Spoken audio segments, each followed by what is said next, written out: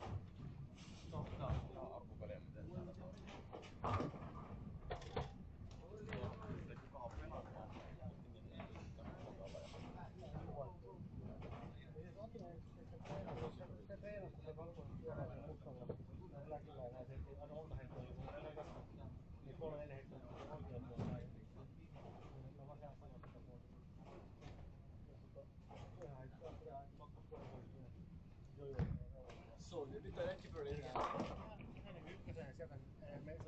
So, jadi kita lagi perbedaan.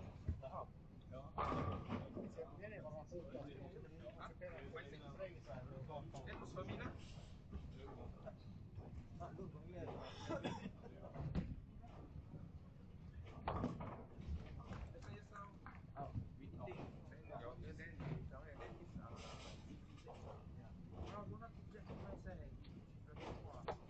The bowler on they score like the manager fight for 2 messes. Then she put it down after we go massage. Don't fight.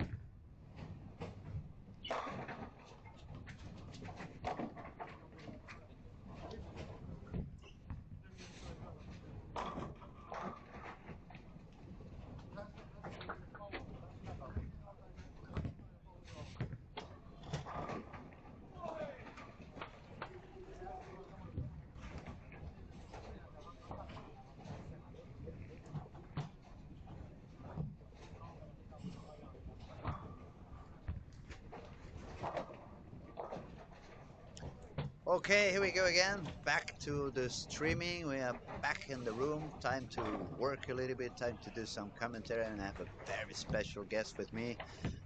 A super bowler from my generation. Well, he's actually a little bit younger than I am. He was a super bowler. Now he's a super coach. Ladies and gentlemen, we are with Robert Anderson. Hello, Robert. Nice to see you here. Thank you for that very nice introduction. My pleasure. But I haven't said any lie. You were a super bowler, now you're a super coach. You've been successful in your career both ways. And it's a pleasure for us to have you here. You're probably going to see things that most of us cannot see and going to help us to understand a little bit more what goes on the lanes and what you see happening on the lanes. And as I said, it's going to be a pleasure to be doing some comments with you, buddy. Thank you. It'll be fun. So we are on game 2. We had game 1 was already quite impressive. 16 bowlers out there. Only 3 of them were short to the par. And the lowest game was 180. So, I mean, the scoring is pretty high again. For sure. And moving on to these tournaments, you can clearly see that the urethane balls dominating. And we will probably see a lot of transition going on in the second and third game. So it's nice to see if the people that shot those high numbers the first game can continue doing so. Yeah, it's a lot of urethane ball, definitely. The shape of the pattern, I would say, it helps a little bit, since it seems to be a lot of friction far on the both sides on the outside. So of course, if it was a lot deeper shape on the pattern, it would be a little bit tougher to get the carry with the urethane ball. But the fact that they can really bowl out there and make the ball come from so far outside, that's going to make also the urethane balls shine even a little bit more than usual. Yeah. We just came back from the European Championship for the men a week ago, and you can clearly see that even though you don't make lanes that are super suitable for the urethane, many bowlers will bowl with urethane anyway, just to get the control they need, and because many of the kids have the rev rate to score even though you don't create a lot of angle. Yeah, it's unbelievable. I mean, if you compare to the bowlers in our generation that we bowled a little bit slower and a little bit less rev rates. I mean, for me, as soon as I grab a urethane ball, unless I can really stay close to the gutter, I know I'm going to be sparing the 10 pin all day long because I don't manage to keep enough energy on my ball down there. But these kids with such high rev rate and high speed balls, I mean, what they do with today's balls, it's unbelievable. For sure. And I also see that some of the guys, when the lanes are fresh, they're going to have a good backhand and it's going to be fine. And we can also see that many of the two-handers has also developed to just bowl back. Oh, that's one of the things we were talking early in the morning. It's fun how we tend to think about our generation. We were able to do a lot of stuff like changing the hand position, mostly manipulating a little bit what you did with the ball in terms of speed. You could go faster, you could go slower, and always trying to match whatever you had on the lanes.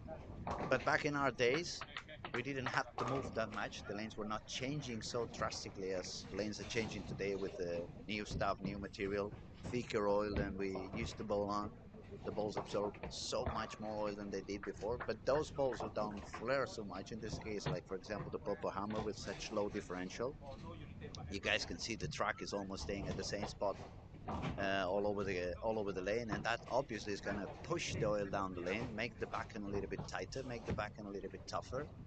And unless you really have a lot of power and a lot of control, it's going to be very difficult to manage. Yes, you can for sure say that this new generation, they are good to begin with, but what you just explained also pushed our generation out of it pretty quickly because they make the lanes easy for themselves and pretty tricky. And very tricky for us, yeah, exactly. As soon as we start to get our heads a little bit drier, we no longer have enough speed to cross those heads with the same ease we used to have, and then we get probably forced to use some pearl balls that can cross that area a little bit easier. And can keep a little bit of energy for back the lane, but then we get to the bottom of the lane and we find all this traffic of the urethane, and it becomes very tricky. Depending on where you put in the ball on the breakpoint, it can jump or it can just skate, and so they actually make the lane a lot tougher for us. Yeah, and usually scoring pace is a little bit too high for leaving too many 2-0-10s. Definitely, and the other thing, it's at least for me, it's impossible even to think about it as a one-hand bowler with my thumb inside the ball. There's no way I'm going to produce any rev rate on the backup shot. So that's already one part of the lane we are never going to use, while they use it so easily and comfortable. For example, we have the kid from Norway. He's been bowling all week on the left side of the lane, just throwing two hands but bowling backup all the week. Then, for example, the bowler from New Zealand, he has been doing both things. Now he's hooking it normal, but I've seen him bowling backup as well during the week. So it's like they can adjust in such a bigger way than we ever did. In Hong Kong, the previous year, it was the Youth World Championship, and the only 3 right-handed bowlers that got a medal was bowling back. Really? Yeah. Wow. Carl Eklund from Sweden, Petit, like you talked about here. Mm-hmm. So for sure, they make them really versatile. And Matthias Hutting is going to shoot 240 now to win against it. So it's another high game for him. He makes it look so easy. I mean, he's not a tall guy. It's just a little bit, even we could say a little bit small for the average, especially for being Scandinavian. But the power he manages to produce, mostly also due to his beautiful leg work. He has a lot of speed on the legs. That's going to transfer a lot of energy to the ball. And he controls it. I mean, when you go that fast, if I try to bowl that fast with my legs, I lose all the control in the world. Yeah. These kids, they have so much power in the legs, so much control, so much balance, and they really are good on doing whatever they want to do. You can say also for us that needs a swing, that we can't just walk as fast as we want to, because then we get to the foul line before the swing and you lose all the speed. So it's much trickier to do that with the thumb in the ball and swing. I also want to say that Lucas Venneman has been one of the most successful young European bowlers of staying outside. He just keeps throwing it faster and faster and faster and faster as we progress. It looks like he really doesn't care so much about transition. He's just going to move his feet further outside, increase the speed, stick into the friction, and let the others fight with the rest of the boards on the lane. We had Robin Ilhammar and Lucas Venneman met in the top 4 in the European Master Championship this previous weeks, where they had a good fight. Robin won that time, but we know that Venneman is always very dangerous when they up the boards or keeping the ball in front of himself. So we can say honestly that Lucas has not been at his best in the first couple of days, but today, I mean, he's shining. He's looking pretty good. He started with a 248 in game 1, and now he's on his way for a 279. So that's going to make 530. That's a good beginning. And a little bit bonus on that. Plus the bonus, so it's going to be 190 over after 2. That's good. That's Now you pretty have good. to. There's a few guys here that went directly from the European Championships onto a new championship. And even if you're successful on that championship, the scoring pace was really low. It was very, very difficult. So I'm guessing some of the guys that went there are a little bit drained now. So I can imagine it was a bit harder in the beginning of this championship. But clearly we can see now that it's recovered quite well. That's actually one of the things that people don't really think about it. They don't talk about bowling as a sport, but it's actually very demanding, not only physically, but when you go to a soccer game, it lasts for a couple of hours. You go even to an NBA game, it's going to last for 3 hours. But sometimes we have events that we are bowling up to 6-7 hours. We're staying in the bowling alley all day long. It's just eat a banana or a piece of chocolate in between games, and the lack of energy. I mean, you're going to carry that lack of energy for the next couple of days. So these guys like Robin and the Finnish guy, they'd just been bowling in Aalborg on the highest competition, European seniors, not seniors, but adults, not juniors or not youth. And that demands a lot of brain energy, a lot of big effort, especially when you make it to the final. And the lanes were not that easy, and the pattern was not that easy. So it obviously, when you get to the next competition, even if the pattern may seem to be a little bit easier, but your brain's still kind of exhausted from all the work you had to do on the week before. Yeah, I think we also had firstly from Simon. He was also in the European Championship, but he still had a pretty good week so far here, winning the qualification. He bowled unbelievable. I mean, he felt so comfortable. He had such a clear idea on what he wanted to do. He was staying just a little bit deeper than the rest of them on the arrows, but keeping the same breakpoint far outside to the right. He's doing it like, makes it very simple. You look at him and you go like, this guy can repeat, and he does it over and over and over and over and over again. He keeps going and keeps going. I also think it's a pretty smart move because he is a thumbing bowler, so it will be hard for him to compete with the guys on rev rates and speed. So if he want to win this, I guess creating angles would be what he can do, and that's also what he's been doing. So I think it's a smart move. We were talking in the morning while we were at the kill spot. We had Paul Fleming with us, and we were actually talking about it, the ways you can attack these kind of patterns and the kind of things you want to do and the kind of things you don't want to. For those who are watching and they don't have so much experience in high competition, or they are beginners, or they haven't been bowling for that long, we tried to explain a little bit the way we see the lanes today. We have changed a little bit compared to 25-30 years ago, when we thought about the balls in the back, which one hooks most, which one hooks less, and how we now, instead of going that way, we start to think which ball hooks the sooner, to which ball hooks the latest. So we start thinking about the energy and the angles, because 220 average is not enough anymore. 99% of the events we bowl on, you need to bowl 250, even sometimes even higher than that.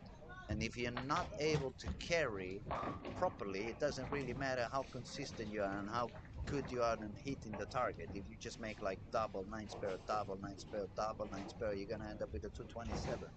So you need to know exactly why the ball is not striking, even if you hit the target over and over again. And that's the main reason why we start to think about the balls on terms on how soon or how late they hook, in order to have the right angle and make sure that we carry over and over and over again. So for you as a coach, is it something that you talk a lot with the bowlers? You just try to help them to find the easy spot on the lane, or do you also talk about a little bit about the pin fall and how the pins are falling to make sure they're on the right spot, or with the right ball on the right spot? Yeah, to be honest, when it comes to championships, the last 5 years has been predominated by the same ball. So even when we go to the championship, we usually spend quite a lot of time to talk about different options and what if this happens and what if that happens. And then we get there and no, it's the same ball. The rack is full of purple things. Yes, and usually what happens is that you try to be able to play as far right as possible to create as much angle as possible to the pocket in the beginning. And then it's a little bit different, because back in the days when 400 RPMs used to be good, you had to be good at moving your feet left and keeping the brake point to the right, a little bit like we talked about Simon.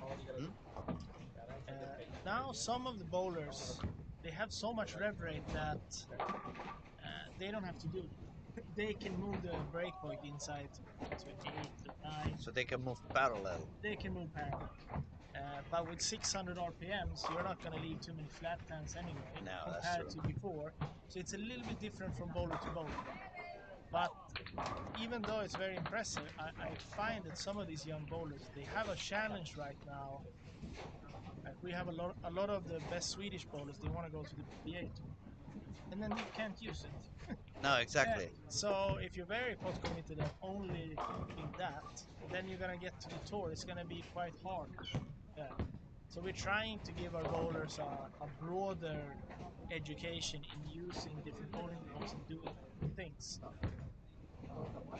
So we also want to be prepared for the day something happens that it's not going to be used in championship. If that happens, I don't know. That's what one of the other things that we were commenting early in the morning. We're wondering what's going to happen if one day they suddenly decide that okay, now this ball is not for use anymore because whatever the reason, because after a few games it becomes soft, or after a couple of years it becomes soft, or whatever the reason, or maybe because they decide that okay, it makes a print on the lane that is forcing everybody to use the same, and that's not fair for some of the other brands or for some of the staff bowlers on other brands, whatever the reason it may be. And then we said to ourselves, what's going to happen with all this generation that only threw that ball as soon as it's not able to use? Are they going to retire? Are they going to have a hard time adjusting their game to whatever the new rules are? Because let's say, for example, it's not that maybe they're going to forbid it like they did with the extra holes, but maybe they're going to run a new rule like they did on the PBA. That's fine, you can still use urethane, but now it has to become 78 in hardness. So that means Purple Hammer is gone. And of course, I see a lot of people using Purple Hammer that they also use that Black Hammer, which is 78. But definitely, that Black Hammer has nothing to do compared to the Purple Hammer. I mean, Purple Hammer is just Purple Hammer. So we're wondering, as soon as they have to go to a harder ball, it doesn't really matter how much grit they give to that ball, because it's not really going to perform the way the other one has done. They can certainly perform similar on fresh when you can go a little straighter. But it looks like it's a little bit harder to cover a lot of boards with that. As soon as the traffic hits a little bit at the bottom of the lane and the backhand reaction becomes a little bit weaker, then a 78 hardness ball becomes a little tougher. I mean, we could see it also, for example, Jesper, when he bowls on the tour, he's destroying everyone with that IQ 78. But yesterday when he was here, he was doing some comments with us, and he explained, I actually have to use a couple of them just in one game. Because otherwise, as soon as it sucks a little bit of oil and that surface kind of melts down a little bit, it's game over. Unless I just pop up a second one that has a fresh surface on it. So we may get to a point that if they go for 78 rule in the amateur bowling, maybe some of these guys are going to have to go with 12 exactly same balls so they can give a lot of surface just to bowl 6 games. Half a game, half a game, half a game, half a game, keep changing, keep changing, keep changing. But on the other hand, if you go to a championship, you don't have that. It's just 6 balls. 6 at the moment, yeah, so they changed it. Right? You can see why I'm not bowling that much anymore. No, it's 6. But yeah, and we'll see. I think it's hard to make everyone happy. See, for example, we done some experiments in Sweden. I had a tournament where you just stayed on the same lane for 10 games. I love that one. That one, I must say, that's my favorite format by far, especially for the young bowlers. Yeah. Because you're gonna force them. Okay, you're gonna do whatever you're gonna do with your lane. That's one of the biggest mistakes the amateur bowlers do. They always blame it on the guy of the machine. Oh, the oil pattern is this, the oil pattern is that. But actually, the oil pattern is only one frame. After the first frame, it's evolving, and every single shot you're gonna do on that lane is gonna make the pattern different. So the fact that you have this kind of a band where, especially the young bowlers, I think they bowl 8 games, right? We bowl 10. 10, even better. So you can do one way or the other. You can go like, let's see how many pins I can get from the start, and I'm gonna use my purple hammer. I'm gonna hit it there, there, there. Maybe you make 750 on the first 3 games, but then 4, 5, 6, it starts becoming tricky and tricky and tricky because you simply screwed up a little bit the lane, or you made the lane tougher. On the other hand, if you are a smart bowler and you're going to say, okay, I'm going to be bowling on my own on this lane, even the pattern may be flat, I'm going to grab a reactive resin bowl, a soft one, I'm going to make it even more dull, I'm going to spend all my warm-up creating some area on my outside, So as soon as the game goes on, I'm simply going to keep moving in and I'm going to keep generating more and more and more areas. So by the end of those 10 games, you have such a big room that if you have been smart enough, you become in the top. So you may sacrifice the first 2 or 3 games in order to succeed at the very end. Exactly, and that was what everyone who had turned 30 did, and they were also the successful ones in the tournament. Uh, so it was very clear. I got it also from. There's been a lot of talk about transitioning and how to follow this guy or that guy. He did this to my lane. I had this feeling like maybe we should start to see if you can follow your own transition before we start talking about following other people's transition. So prove me that you know what you're doing with your own game and with your own lane. And then when you prove that, I may listen to you when you tell me you followed the wrong guy. Exactly. That's a very smart thing. I mean, that's why, like I said, it's not only one of the best bowlers late, but also a very smart coach. Somebody, if you have the chance to talk to on Facebook or you meet on some bowling alley, it's one of those persons you want to ask things because he knows a lot. He explains it in a way it's very easy for you to understand. And as I said, it's a pleasure to have you here, buddy. It's always fun. Thank you. And back to scoring, we have a lot of strikes again going on. See, our guy Robin is doing quite okay, but he's now getting some pushback. Hassan. Great. They're actually pretty tight at the moment. They're very tight, and I see the demand for making it to top 8 now is that you have to have 500 for 2 to be in the top half of the field, which is pretty brutal. Yeah. Looks like EJ Tackett is in the house or what? EJ Tackett, what about that? That's another guy who never uses the purple hammer. Obviously, he bowls full motif. He doesn't bowl 2 hands, he bowls 1 hand. So for all those chit chats that, is a lot of talking on the social media. Oh, the 2-hander should be forbidden. 2-hander is no real bowling. Oh, the purple hammer this, the purple hammer that. But at the end, if you're good enough, you can succeed. You don't have to bowl 2 hands. You don't have to use a purple hammer. You just have to be the number one. You have to practice. You have to learn. You have to listen to those that know something about the game and keep improving. I mean, it's an eternal evolution. From the first day you start bowling until the very last day you bowl, there's room for improvement. There's room for learning. For sure. And you got other people which impress me a lot on the PBA. Obviously, we have Jason and all those other guys, but they like Bill O'Neill, who fairly maybe he had a little bit more hand than we had, but to be this strong, consistent, and so consistent. He's over there no matter what the pattern is. He's always up there. He's always fighting, always making shows. And one part also is that he's been one of actually bowling in the national team. As I mean, you represent your country and I represent mine, and I've always been more interested in national team stuff than I've been in the PBA. Mm-hmm. But it's also very impressive to see that some of the PBA guys that also played with the national team. So because when we go to the PBA, we have to abide to their rules, and it's very difficult to beat them on their own game. But then they would have to come back here and they would have to bowl us with all these Europeans and so on, and it's even out the playing field quite a lot. Actually, the PBA at the moment, it reminds me a little bit of what goes on with the NBA. It's a lot of people coming from all over the world and becoming successful over there. If we go back to the times where Mats was in the USA, Mats Carlson, for those of you who don't really remember or know about Mats Carlson, it was one of the best bowlers, or probably the best bowler in Sweden during the 70s, 80s, early 90s. He was the first Swedish bowler to go to the PBA, to win events on the PBA. First European, I guess, to win on the PBA. And I had the chance when I was very young, at my 14, 15 years, more or less, first few times I came up here to Sweden to learn something about bowling. So obviously Mats was the guy you wanted to ask and wonder, and he was so humble and he would explain as much as he could.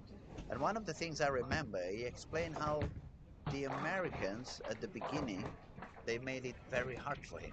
and he would walk into a locker room, and there would be a little bit of whispers around, and like, what are you doing here? Go back to your country, go back to whatever you are. I had the chance to speak with Leto a few times because Venezuela and from Barcelona, so we speak Spanish both. And he had a little bit of the same thing until they became a little bit successful. Then they started to win some tournaments. They gained some of the respect. But nowadays, it's completely different. I mean, you can see when, for example, when you have the Lucky Larsen over here, and you see Anthony, you see Kyle, you see Andrew, they come here and they are friends. They are no longer like that ugly competitors or competition they had back in the 80s. So I guess they realize that we have a lot of talent also around the world and also outside the PBA. And then on the other hand, since they have started to come and bowl more often into European zones and Asian zones, so they get to know also the bowlers, that the very good bowlers that there is out there, because there's very good bowlers all around the world, Yeah. not only in the United States. I mean, we have Scandinavia, Sweden, Finland, Norway. You go to Asia, you got Korea, you got Malaysia, you got even back then Philippines with Bang, Yeah. 4 times world champ. I mean, there's been successful bowlers and good bowlers all around the world, and the fact that now the world has become a little bit closer one to another, quicker to fly anywhere, quicker to talk to anyone through Facebook or internet and stuff like that. It made the PBA a little bit more open, a little bit more welcoming to the foreign bowlers. Yeah, I have to say too that this hostile environment, it's still a little bit tougher to go to the tour than when they go here. It's maybe a little bit more like a vacation trip for them. And I would say that we spend a little bit more time helping them out here than they would Than they do when Yes, we go for all, sure. all over there. Because we're there trying to screw around with their livelihood. Mm. But you can see, for example, in the World Series this year, where Malaysia took the first title, and Singapore the next one, and Sweden The third one. and then we finished off strong with Jesper dominating in the end. So clearly that we make an impact there. And then the tricky part with the tour is that it's changing all the time. Sometimes they have like a top 50 from the previous year, they can play all the stops, the other one needs to hit the cues. And next year, that's not the rules anymore. Now it's different from each tournament. Then the next time, it's hard to get into the World Series, but the next time you can. So what we've been trying to do is, I want the guys to go on the tour, not because maybe I want them to be full-time professional bowlers, but I know that if you make it on the PBA tour, you're gonna be fine. Whatever happens in the championships, they're gonna be able to fix it. So we usually try to send. Last time it was 14 Swedish people to the PBA tour. Wow. And I think the good part with having a lot of people going there is that it's very hard to do it alone. Like if somebody just wants to go on the PBA On tour his own, yeah. on his own the first time, it's a little bit tough environment. It's and no tough, one's gonna it's help you with expensive that. as well. I mean, if you travel on your own Yeah. and you don't share hotel rooms and you Yeah. have to drive miles and miles on Yeah. your own and stuff, obviously it's going to become more expensive. Also, if you don't have a good day, you need to make a phone call back home, which is going to be also very expensive.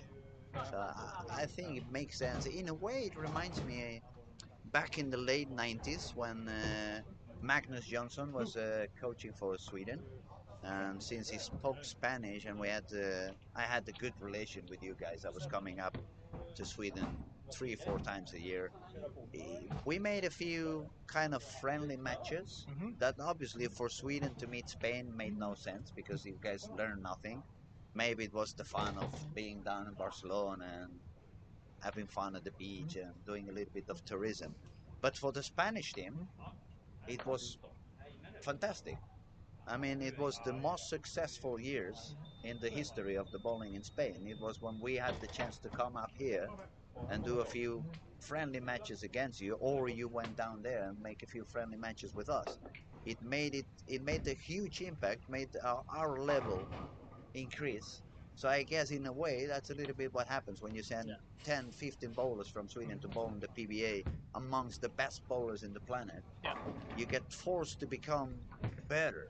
You have to learn, you have to prepare mentally, you have to prepare physically, and it becomes a training for whenever you come back and bowl on the amateur bowling again. Yeah. So I think the biggest challenge for all the guys is to make scheduling work, to do everything. Swedish League, the European Tour, the PBA Tour, tournaments in Sweden and Europe outside of the European, and then you're gonna piece it all together and find out when do I need to be at my best. Is it for the championship? Is it for the PBA? Is it for the playoffs in the league? Try to, and like we said, at one point you have to use the purple hammer. The next one you can't use the purple hammer. It's not The next allowed. one, it's gonna be high scoring, low scoring. So you have to be versatile. If you allow me to ask, I think that's a very interesting topic you just said. You actually want to control when you want to be at your best. Yeah. And that is something as amateur bowlers. Even for me, I coach a lot. I've been coaching for nearly 30 years now. Maybe 32 years actually. And not that I'm that old, but due to the level in Spain, when I was 13, 14 years old, I was already coaching people there, even people in the national team, because the knowledge is very low.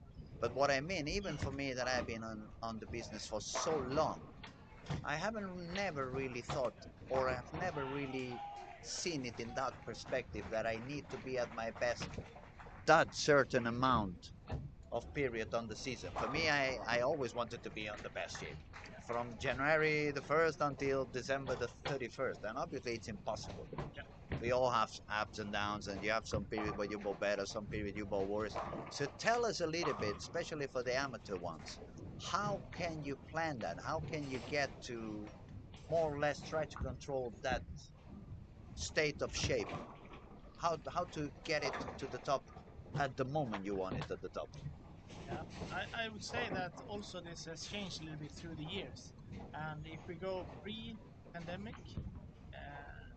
we had a little bit less championships. So maybe you had one every year, either a world championship or a European championship. When we used to bowl, it was even less. It was European championship every second year, world championship every fourth. True.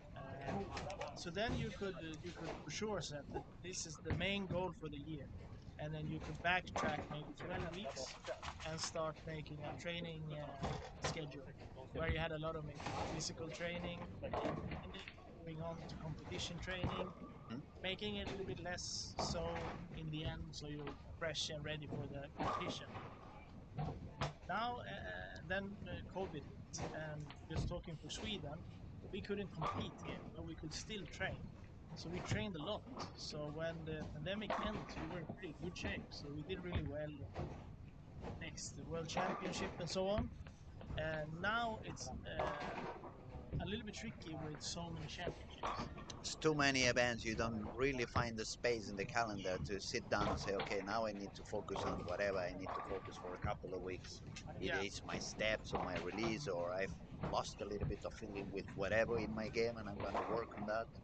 It's becoming tougher due to such a busy schedule. Yeah, so if the Swedish men would bowl all the events this year, we would have had a World Cup in January, European Championship in June, and World Championship in May. So that's three major events in the and national team in on, just one season. That's on top of all competitions, the PBA, the playoffs, and Jesper told me, he said, Robert, remember when we were going to play the first European and the World Championship 2012? Yeah. You told me I needed to prepare for 12 weeks. Yeah. It's pretty hard to do 3 times a year, I think. Yeah, when you say it like that, it's pretty difficult. That's going to take 36 weeks away, plus he's doing the tour, so... and the actual championships. When is he taking a break, right? So, we actually played our European Championship this year without Jesper and James for the reason that we can't get the schedule to work to do everything. No, and exactly. We need to sacrifice something to make for hopefully better results in the things we do than to go around doing everything In between, half. you have to commit. You have to commit. Otherwise, it's better to take a break and leave the spot to the next one. At least Yep. they may have the hunger, they may have the energy. And we're also blessed enough to have a lot of good players. So I we're was still gonna happy. say, at least up here you have a lot to choose from. Yeah. It's not the same thing for some other No, countries. some other countries have stars which they cannot be without. I would guess that the problem is now also with if you are that guy and the team relies on you and then the team relies on you on the league and then you want to be on the PBA and all of a sudden when you're in a tough spot and you're not doing so well, mentally bowling can be quite hard. It is, definitely is. It can eat you alive.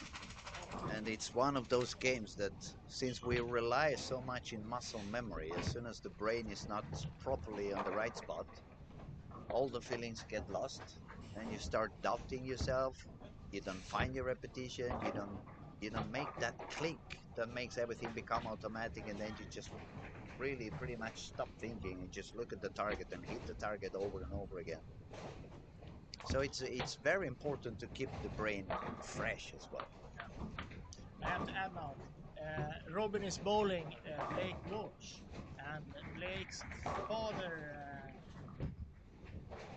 and Jason Belmont were in the team when me and Martin won the World Championship in doubles. So you know you're getting a little bit older when you know most of the people's fathers and not themselves. But it's good to see that the generation is it's a new generation taking over some of the old champs that we used to see. Now that you mention Blake, I mean, he looks very solid, very consistent. He does it very easy.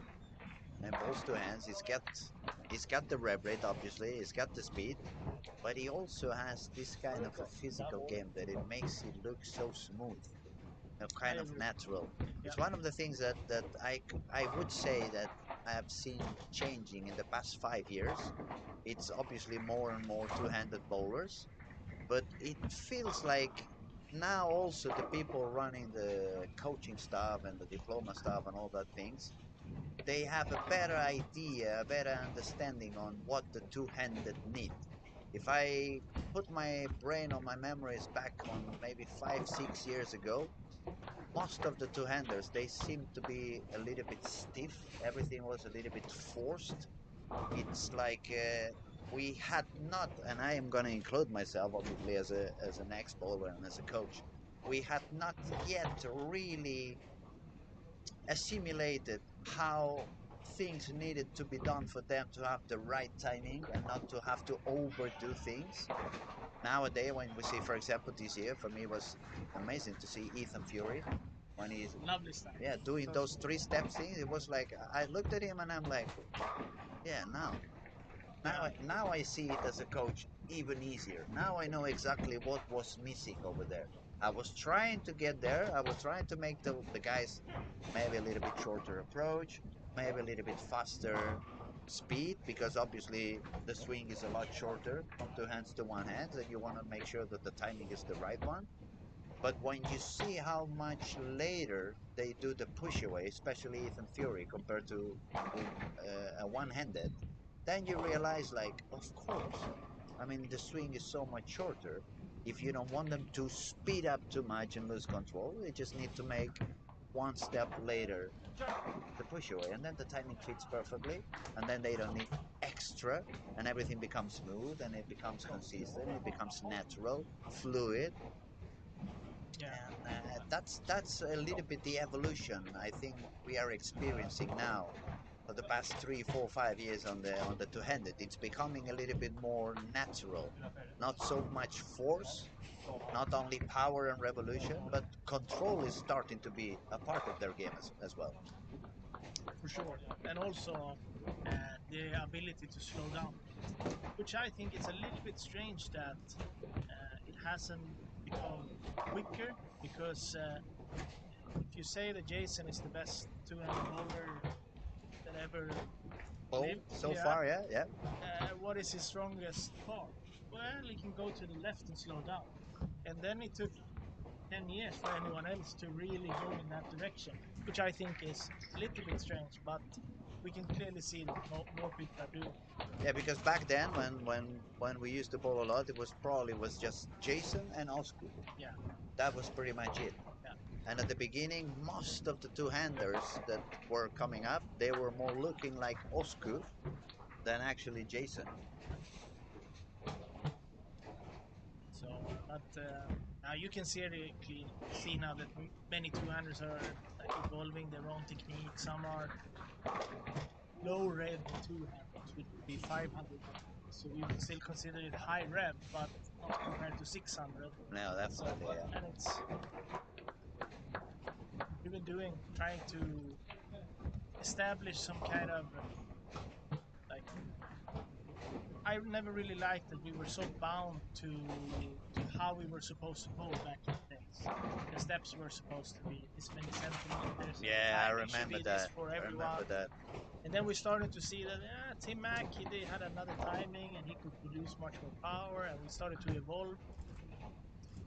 I remember when we stopped using that super long previous step to the slide, Yeah. and then we said, "Oh, why not do a power step? It's gonna work out a lot better in terms of timing, in terms of power."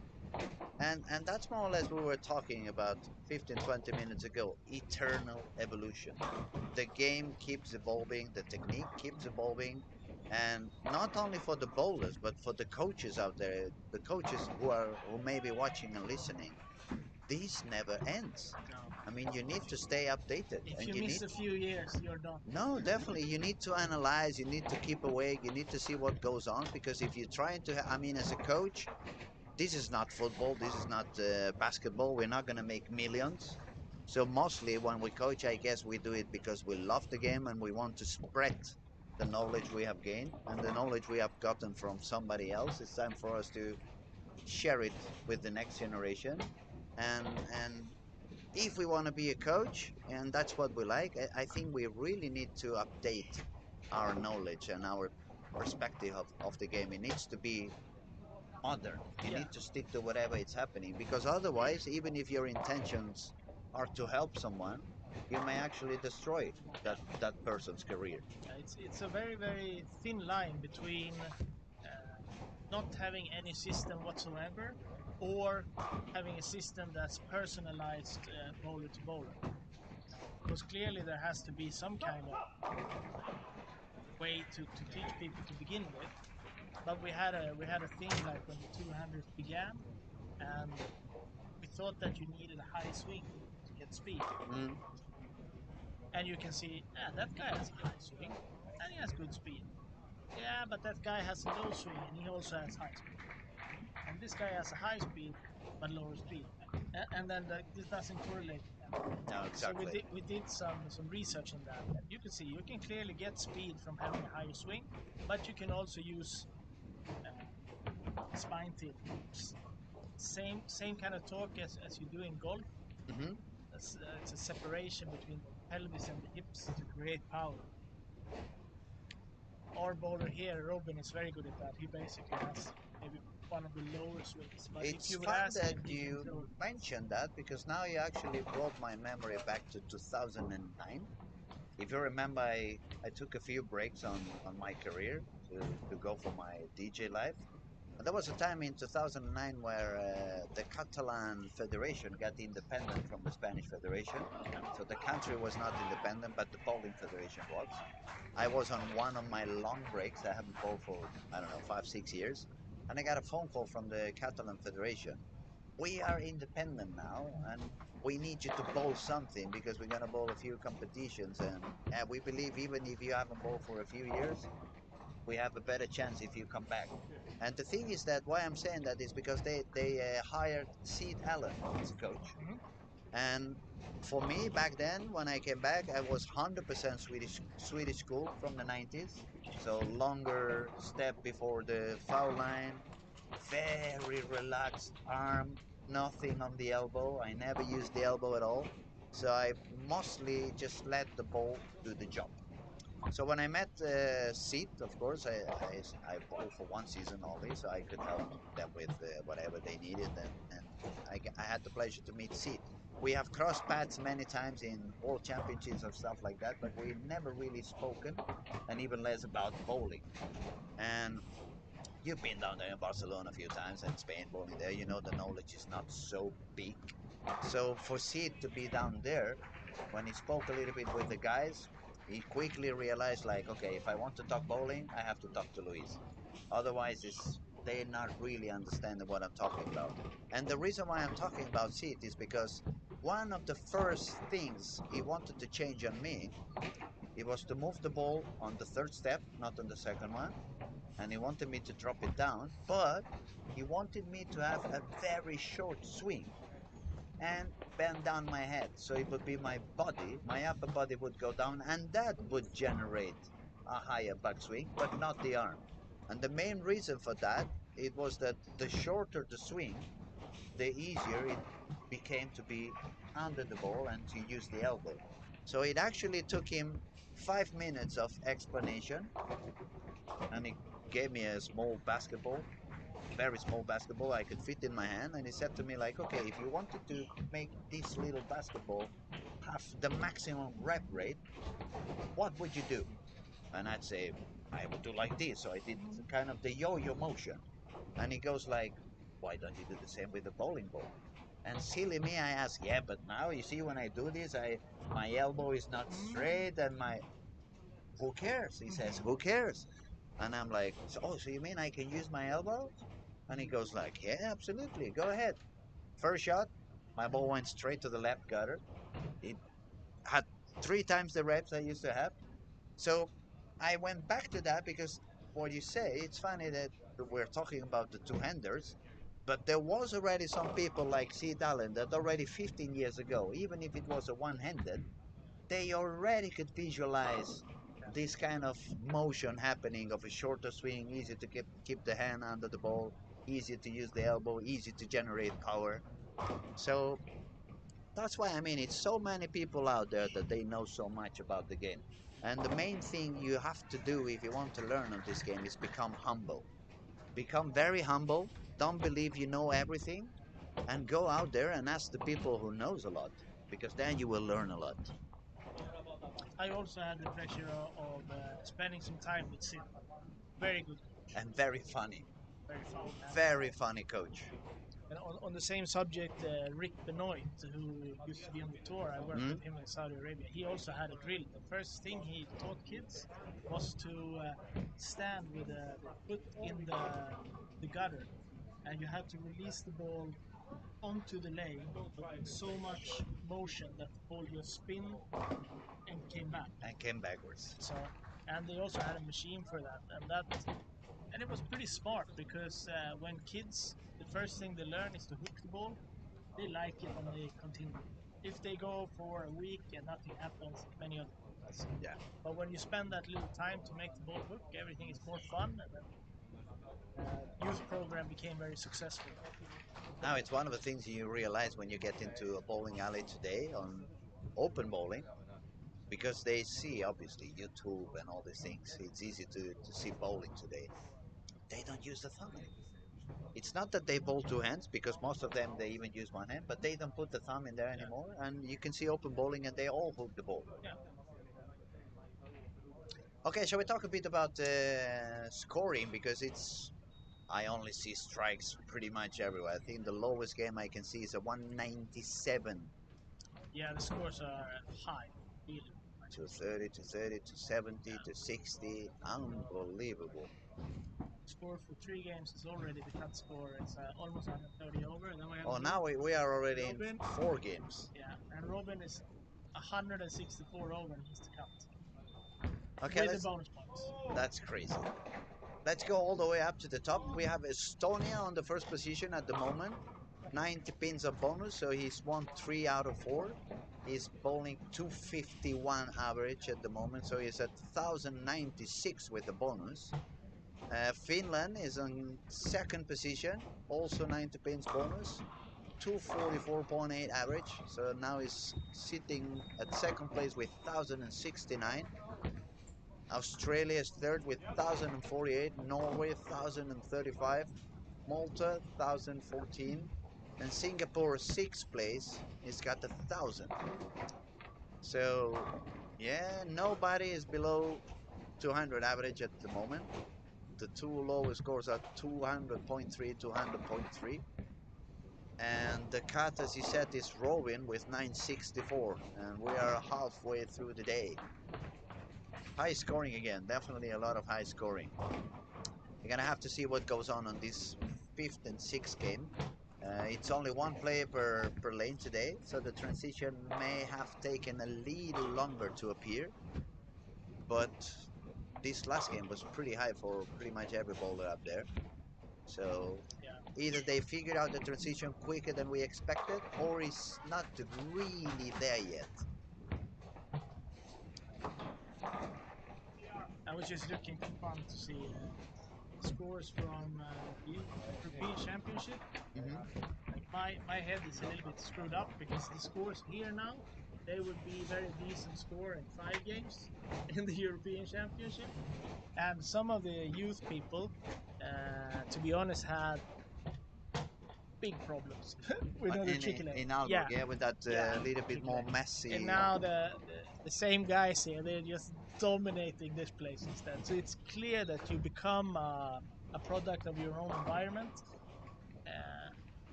Some older bowler would not be impressed that you can just shoot high scores on easy lanes. But we have to realize now that this is also a kind of skill. Like when the lanes get to a point where you can average 250, you have to have the power to do that. You have to have the ability, and you have to be used to that as well. You can't be scared. Actually, you brought me back memories. God, I'm getting old. I'm only talking about the past. But I remember the first 3 or 4 times I came up to bowl in Scandinavia, especially when you had the Eastern Opens. It was the last Lion Cup and a couple of small events, and the same thing when the Danish tour was going on. I remember it was like seven tournaments in a couple of weekends, and Thomas was having a lot of fun with me back then because he was like, I don't get it. Every time we go to a tough bowling alley where like top 8 is just 200 average, you manage to make the top 8 easy. Then we move to the next bowling alley where the cut is 230 and you are so far below. You have the same average on the very tough lanes than you have on the very easy lanes. And for me, it was like, I don't know why. I mostly blame in that we back then we only had wooden lanes in Spain, and many of the conditions were very tough because they were not even oil machines. They still did the oil with their hands and stuff like that.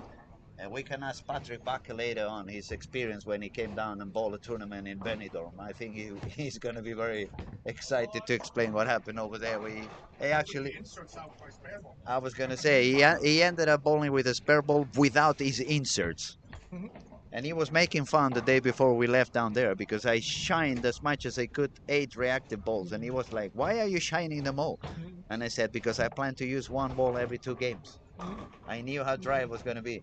But the main thing is, what I mean is that if you're not mentally prepared for that, it doesn't matter how easy the lanes are. If you're not mentally accustomed to bowl high games over and over again, it becomes overwhelming for you. And then you go to a very tough pattern, and because that's what you face all the time, you bowl as good or even better than those who have bowled 250. So again, we go back that not only technique, not only lane reading and pinfall reading, but also the mind. The mental game is such an important aspect in this sport as well. Yeah, and also I feel a bit like social media wasn't a big thing for us. So right now, when these guys, they are usually averaging 230 to 240 in their home places, and everyone having a pretty big expectation when they go to the European Championship, and the lanes are really difficult and they average 50 less than they used to, and you start, why is this guy in the team? I could do better than this. And it's so reachable now than before. So I felt bad for some of the younger guys, maybe bowling their first European Championship, and maybe the first time also that it's one thing to get really nervous and the lanes are easy. But when you get really nervous, you play in a team, everyone watching, and the lanes are difficult, you're starting to struggle with a lot of feelings that's not very nice. And also, I think I would add, I've been saying that every single squad, but since this generation is used to bowl such high scoring and so many strikes, they are a step or two lower in terms of sparing Correct. compared to our Correct. generation. So when you Correct. put them on such tougher patterns and they have to spare 6 times every game, Yeah. then it shows off even more. Yes. So that's also maybe a strange part of our sport to try to explain to people what's happening. But I don't know. It's just you have to trust that all these guys are gonna do their absolutely best wherever they go. So it's just sad to see when people are making mean comments to people online. Unfortunately, that's social media today. I mean, It's very easy to do that. You can just sit behind your computer and write shit. you don't even have to put your name there. You just put a nickname and nobody knows who you are, and you start talking all the crap in the world. It's not very polite, but unfortunately it's something that's quite popular nowadays. So we'll see if Robin can do something about the leader here. Unfortunately, like when you said, the spare shooting, he missed a spare SAR. He still has 300 over to take from, so He can save a few actually. I'm pretty sure if I ask any of the guys, they would go like, you know what?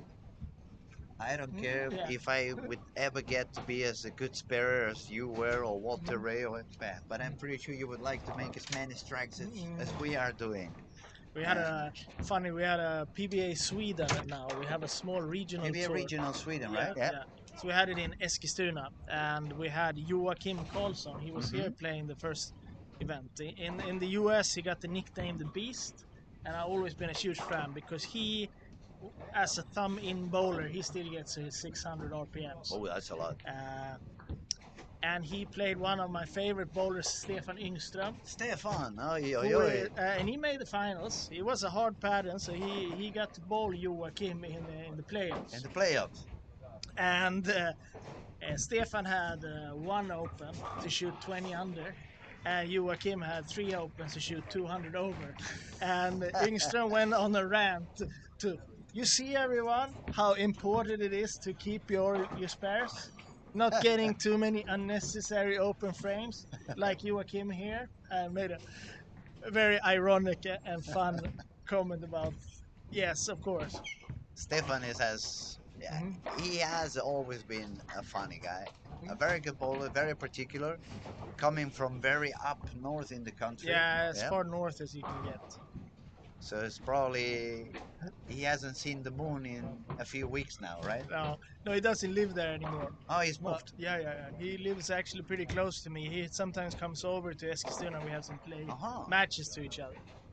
He has a pretty funny. He has a kid, which is he's a huge Jesper Svensson fan. So every time Pergamon bowls Stefan's team, his kids would show up in Pergamon. With Pergamon instead of rooting for that. Yeah. We didn't talk in the car. So. No. So now it's a okay. 17 went down. That was a bad break. Yeah. Okay, let's see. So Slovakia is currently out of the gut by 35. It seems like he's not liking it to change that much from side to side as he was enjoying when they were moving just after each game. Couple of pairs here, couple of pairs there. I think also, even if the rev rate is high to begin with, the more times we're gonna cut the field, the rev rate average will go up because those are the guys he just keeps. So maybe it will be harder for him to find the same room he did on the first couple of days. It's a little bit different transition going on. It's only one bowler per lane. And also the temperature today is a little bit different. It's more sunny, less humidity. So it's always many different aspects that are going to affect what goes on the lanes. Yeah. Obviously, the main one is going to be whatever the guys are doing with their balls and the shapes and the surfaces, because that's the only thing that's going to be in touch with the oil, the bowling ball. So that's what's going to affect the pattern the most. I think that this year we played this tournament 2 years ago in Peru, and it ended up with Robin winning it. But that time they played the all 16 games in a row. Hmm. There was a 16 game round robin with no Rio. Then it turned pretty messy in the end, I can and it was understand. quite 16 hard games for. is a lot. Yeah, it was Obviously. hard both physically and also for the lane to withstand that. So I think they made a good decision of splitting this up Split into in two days. into 2 days. Yeah, I think also it's a little bit more fair for the one-handed bowlers, yeah, because one of the real advantages on a two-handed, when you have a very long format, you never get any issues with the thumb. yeah. And as a single bowler or single-handed bowler, when you bowl a big amount of games, especially unless you're drilling your own ball and you know exactly what you're doing, and then it's not so painful, it can become a little bit tricky. You know, Yeah, you yeah. start getting sweaty and your thumb gets a little bit thicker, and then you start removing tapes, then you grip it a little bit more than you should, then your thumb's not straight enough, the skin starts spilling, and then it becomes a nightmare when you start with the skin patch, and then at the worst case scenario you even have to go for super glue and have a couple of tears in your eyes because it's Yeah. so itchy. I usually make a little joke about that. If you're in the business of selling skin patch and stuff now, you You're might dead. want to be You're, looking for some other you're dead. You revenues. better look for something else, definitely. Yeah. On the other hand, I must say, as a bowl driller, it's a pleasure to drill for two-handers. It must be easy. It's a lot easier. You don't really have to think about the thumb. You no longer have to think about the span. I mean, I see a lot of two-handed bowls that are not really done how they should be done, but it's a lot easier. It definitely is easier and quicker. I remember one time we were going away on a tournament, and Oscar was supposed to go with us, and we were going to the airport. I said, "Oh wait, guys, you just have to drill 4 balls." What? You can't do that. We have to leave. And then like 10 minutes later, yeah, I'm done. Yeah, of course. Just prep, prep, prep. It's a lot quicker. It's definitely a lot quicker. All right, let's see what's going on Yeah. in the So scores. Ilhamar managed to get away with a win, even though he only bowled 220. To 20 today seems to be a low game. Yeah. We're seeing that Ben Tit is bowling okay, but 250 is not gonna cut it for him because Michael from Iceland is gonna get 250 just to make a mark there. Or to be honest, 257 against 256, so it's not quite ready there. So it's a tight match. He needs a spare. Needs a spare Michael and a needs a strike. spare. We're seeing It's a very high game also in lane 4 for Denmark. yeah, and some Nicolas. problems for Malta, which is sitting inside the cut in 5th place. He can save 210 and lose, but a below 200 loss here, it can cause you quite a lot of harm in the results. We see Norway just shot 248 and still gonna lose Yeah, his game. and Lucas, I said, you would think that it would be hard for him to stay outside all the time, but he will just keep sending it with more and more speed there. So, very impressed by him. He's looking very comfortable today. Yeah, and you see him everywhere you go. Like when I see people all the time, I go to the PBA, I see him. I go to the men's European Championship, I see him. You go to the youth, you see him. You know that it's going to be very dangerous bowler. It's That a, shows up everywhere. it definitely is another country you want to think about in terms of how many good bowlers for such a small population Yeah, up for there sure. in Finland. I mean, we have Santu. Yeah, Back in the day, they had Mika. yeah. I mean, they have Thomas Kaiko now. Is also succeeding Yeah. over the PBA. Yeah.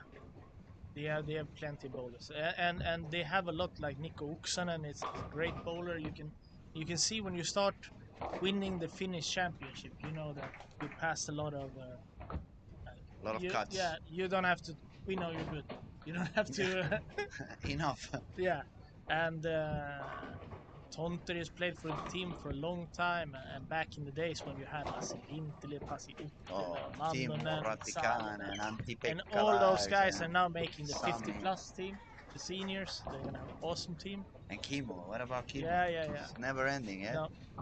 So we always have this fairly heated fights with Finland. I know, Who dominates the European Sweden and bowler? Finland. Yeah. I mean, still today, Mika is not happy with me because you guys, we had the European five-man championship in Helsinki, and at the very last game, everything was tied between Sweden and Finland, and Spain was bowling against Finland in the middle of the bowling alley on the very last game.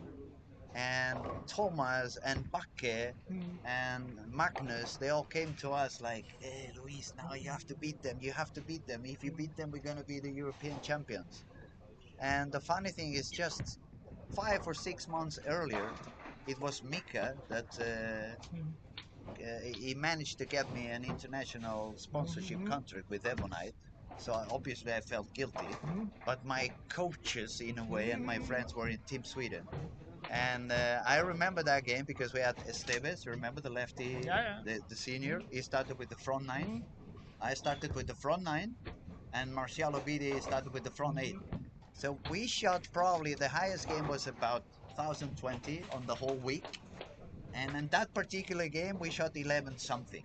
So obviously we did win that match, and Sweden was the European champion. And I remember Mika joking, grabbing me on the shirt, you can say goodbye to the contract. Yeah, it's also they have a match, Chris Barnes and Mika, and whoever wins design a shirt the other one needs to use on TV the next time they bowl.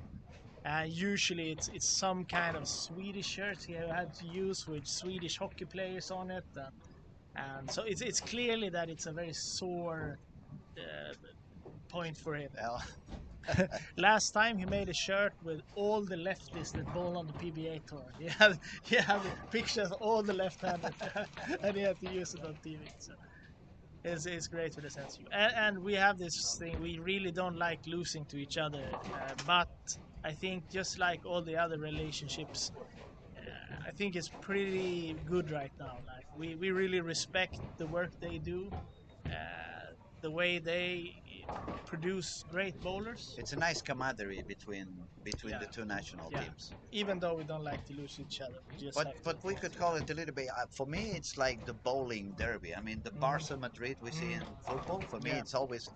I mean, your neighbors with Norway, your neighbors with Denmark, but the real derby, it seems to be always Sweden and Finland. And I guess it happens the same with hockey and some other sports. It would be the same there. And also, I would say the culture is fairly similar to, like, we're way more bowlers in Sweden and Finland than the other Nordic countries, and there's more tournaments. And in the beginning, there was the AIK and Bowlmaster, and so. But for sure, they're forced to be reckoned with. All right, have we gotten the scores yet? Not yet. Coming up soon. There is a little break on the lane. Oh, there's one shot yet to do on lane 12. That's the reason why. There we go. Yeah, that was the 12th frame. So Malaysia is having some problems, not doing too well, and also losing with 170 is costly. Yeah, especially when the people who's winning, they are making. I mean, we have 279 here, 279 there. Yeah, you're losing 100 points like that. 258, 255, 230. And you make 190 or 180 and you lose, and you drop 70 pins all of a sudden. Yeah. And you can see also, it was a few games ago, but kid from Romania is also bowling back up now. I was going to say, now Romania just decided to go back up as well. Yeah, did it a few games now, but I'm sure it's for the transition. And if you can do it, it's going to stay fresh for longer. And I don't think we have many lefties in this championship. I don't recall having one now on top 16. Which is kind of weird. Bowling wise, usually quite a lot of left-handers are involved in the finals. especially for the amount of left bowlers Mhm. playing. I mean, the percentage going in is usually fairly high. So now the scores are up, and we need 200 over to be in the cut. Now the cut is Malta with 12.06. Robin is 11 pins ahead. And Lucas is on top, almost 1400 for 5. Yeah. But it's with the bonus. It's with the bonus. With the still, bonus. Still huge. 120, but still, that means he shot 1250. So that's 250 average, 251.6. Denmark is 240 average, Estonia is 240 average, Norway is 244 average. It just have a little bit less bonus compared to the others. And top 5 is still 235 on average without any bonus.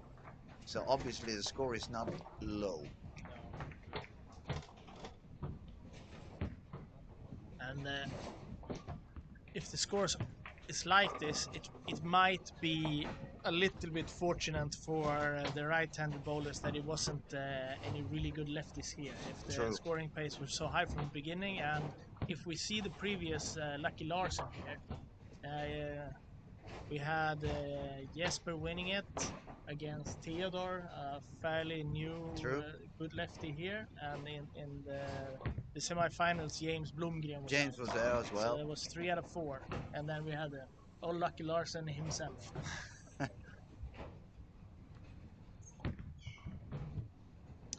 But yeah, yesterday we were talking a bit, or was it this morning? We spoke about Paul Moore.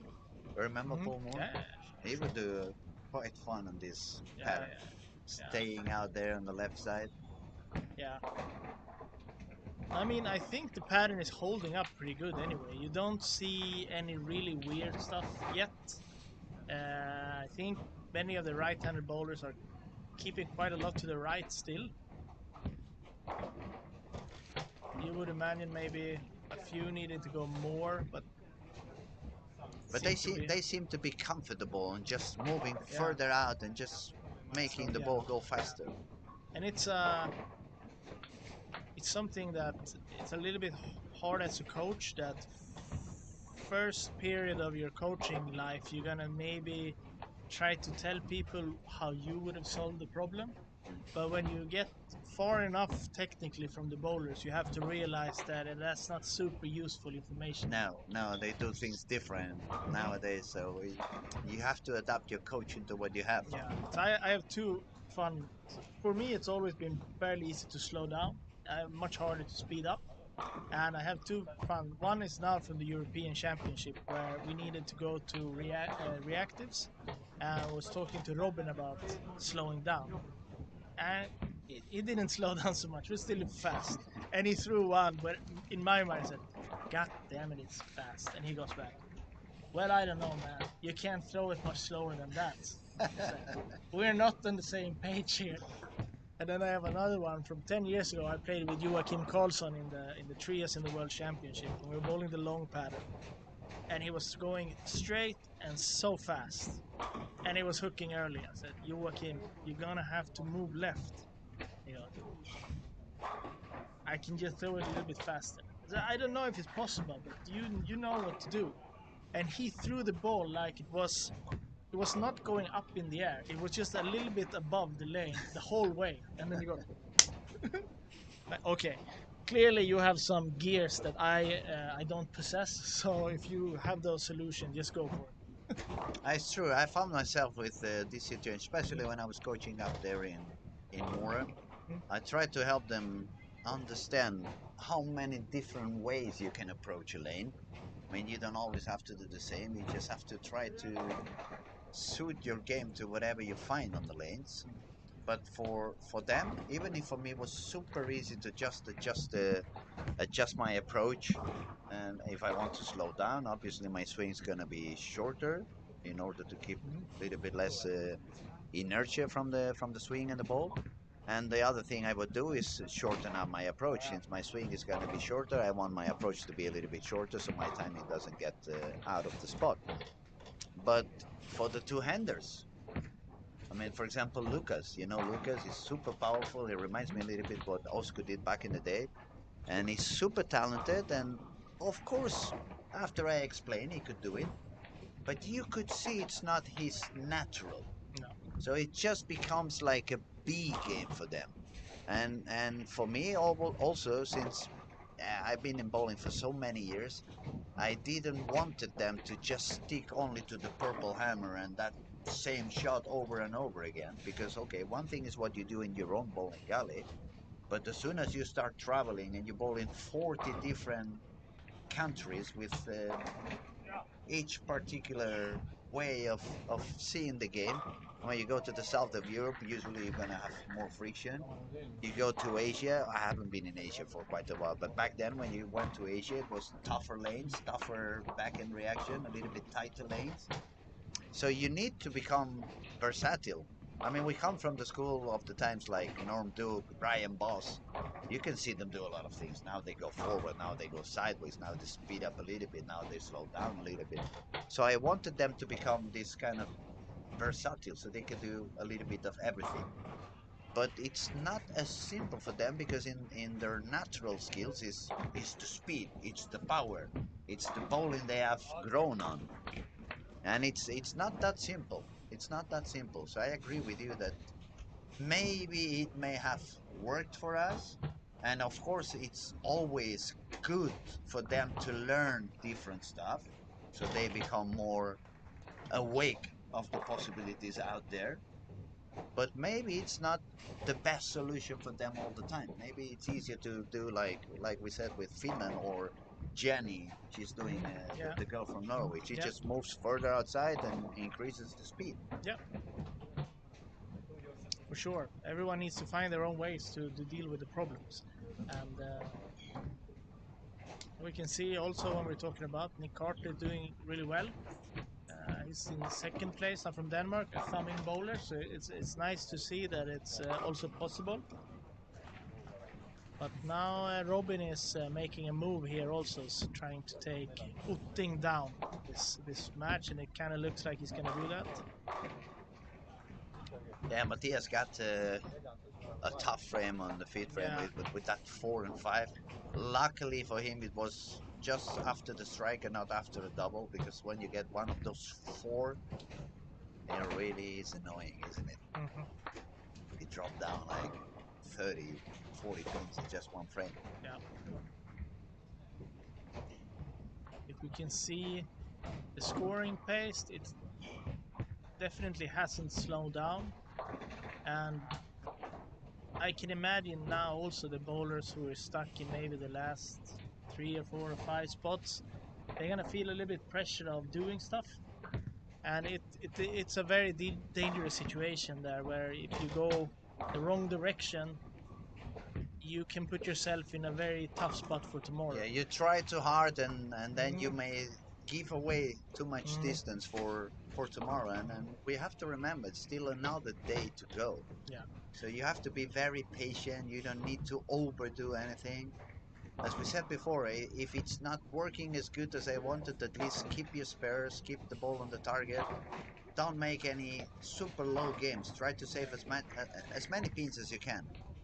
And we can clearly see, especially on the fresh, there's a possibility that somebody's going to come out the gates tomorrow with close to 800 for 3 without the bonus, and then you can really pick up a lot of pins. But yeah, too many below 200 games now. It's going to be hard tomorrow. And tomorrow, I think there is only 7 games. Is it also the last? 7 games tomorrow, right? So it's 8 today and 7 tomorrow. So yeah, it's not equally amount of games to pick up what you lose today. So Robin get to 50 and win. That would be huge for him since he's just inside of the cut. Lucas is still playing on a league on his own today. He's got strike spare and max 4. Yeah. Working on Carter fifth. is having the same kind of pace this game.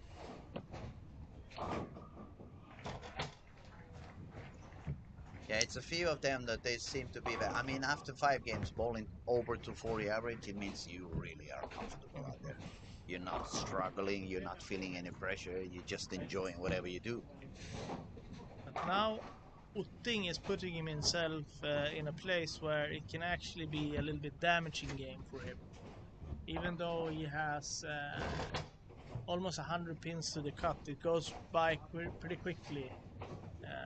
If you As shoot we said 180. before, if you shoot 180 or 190 and you don't make the bonus, all of a sudden you drop 60, 70 pins with the guys that were on the top with you. It's gonna be the only thing we can say that tomorrow when they're moving into the top 8 and they're playing that really short round with only best out of 3, we're gonna see somebody getting really unlucky. Yes. Somebody's gonna bowl great and lose, and it's gonna be brutal.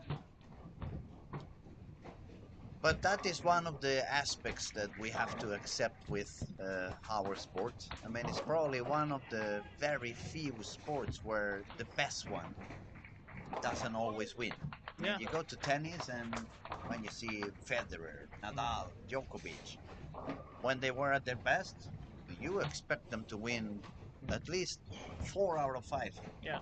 in events.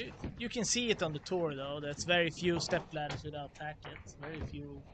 But I agree. But it's also our sport is a little bit different than other sports. In that we would start with very many games, and then moving up to where it's really important, it goes to fewer games. It's a little bit reversed what they do in other. Like for example, snooker. You would have the first matches only 5 frames, and then they would be more and more important. But it is what it is, and I just feel bad for the guys that's gonna bowl great in the 18 game qualification, great in the 16 games round robin, and then it's just up to 2 games if you get a medal or not. I'll confess, actually, when I was younger and I bowled a lot, I really hated step ladders. I really did hate step ladders, especially bowling down in Spain. You remember Marcial Ovide? Yep. I can probably recall 4 or 5 opens when I faced him on the final, on the very last game, and I shot more than 300 pins than him during the event. So in any other sport, even if I made 0 and he made 300, he fine. still have less pins than I did. But I ended up losing that that step ladder match, and mainly it also happened that we had or in Spain they had the tendency to never do the lanes for the step ladder. You bowl the final and you bowl what has many games, and okay, it's over now, let's bowl the step ladder. So we don't re-oil, we never bowl them fresh. And if you remember, I was always the outside guy while Obidi was the inside guy. Yeah. So when we get to the step ladder, for me the lanes were kind of burned. I didn't have any room inside anymore, and for him it was like, okay, the lanes have opened up. Perfect. And I know now it sounds I'm saying like he wasn't good and I was good. No, I don't mean that. But the frustration you feel when you, I made 300 pins more than him and I just lost by 5, but I lost the tournament. We bowled this in Peru, and Nora, the 200 girl from Sweden, another amazing bowler, yeah, she's very good. And she in this round she made it with 1,000 points, so she had 1,000 points more than the person she bowled in top 8. And Nora bowled okay, and the other girl just beat her, and it was like, huh? Yeah, I mean, very unpleasant surprise, but it happens. It does happen. It does happen. The only thing that I don't know right now, it's been a long time I have been coaching any national team or bowling in any national team. I left that for a few years ago. But at least, and that's something that doesn't happen on the Opens, you took home the all event medal. Yeah. I mean, you shot more than anyone. Okay, at least you have the gold medal as at the all event. Yeah. But now. When that happens on an open, it doesn't matter. You can bowl 50 pins higher average than the next one, and still you lose by 1, and you become number 2. Yeah. It's yeah. I have said to myself many times, imagine they did that in golf. Yeah. You play the US Open and you are minus 15, and the second one is +1. And then you play just and then one. Okay, now we're gonna just play one hole, and let's see what happens, and then you lose. It's like, what? It's also a little bit sensitive. I think that if you lose top 8, you don't even get a medal. It's another thing if 4 people will move on and everyone who loses get a bronze. Like then you got something. Now you get nothing. Yeah, that's very sad as well. But it is sports. It and is it's what tough. it is. Yeah, it is what it is, and the rules are there, and you know them before you bowl, so you cannot complain afterwards. No, You no. already knew what was going to happen. Huge move from Malaysia here.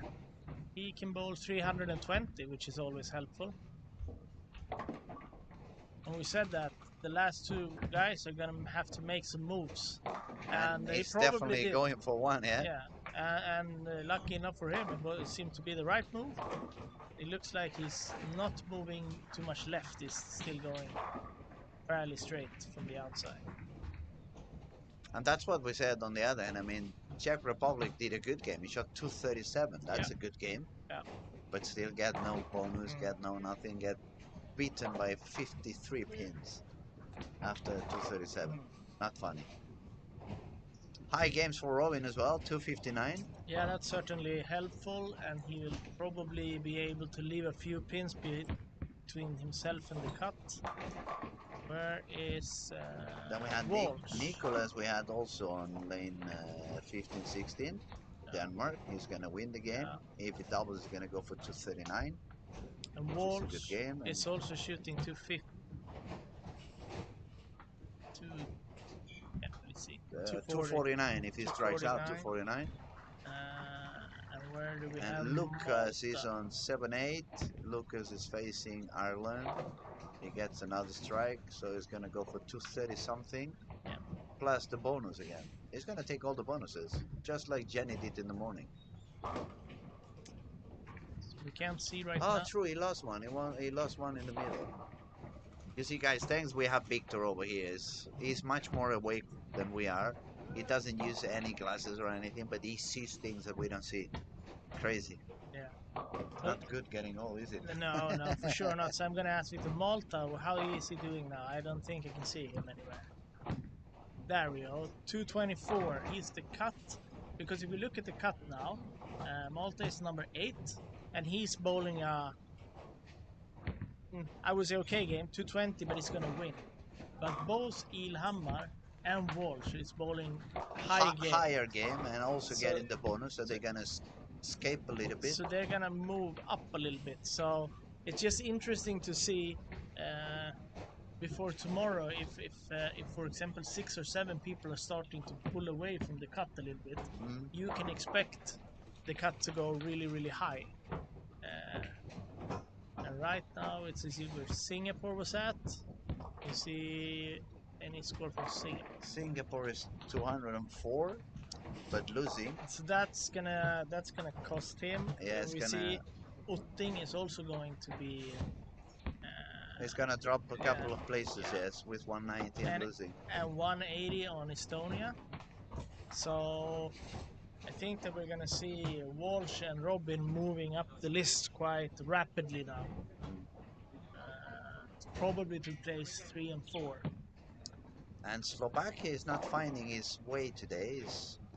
It's not that he's bowling bad. I mean, he shot 245, 187, 236, 201, 207. Now he just shot 203. It's not bad. It's on 215 average. Yeah. It's going to drop down maybe to 213, more or less. But he's not lucky with the bonus. I mean, he just lost. Blake shot 250 on him. Yeah. But you're going to get pretty lucky if you want to win under 220 today. Most likely you're going to need more than 220 to win the games. 230, 240 to try to make sure you win your game.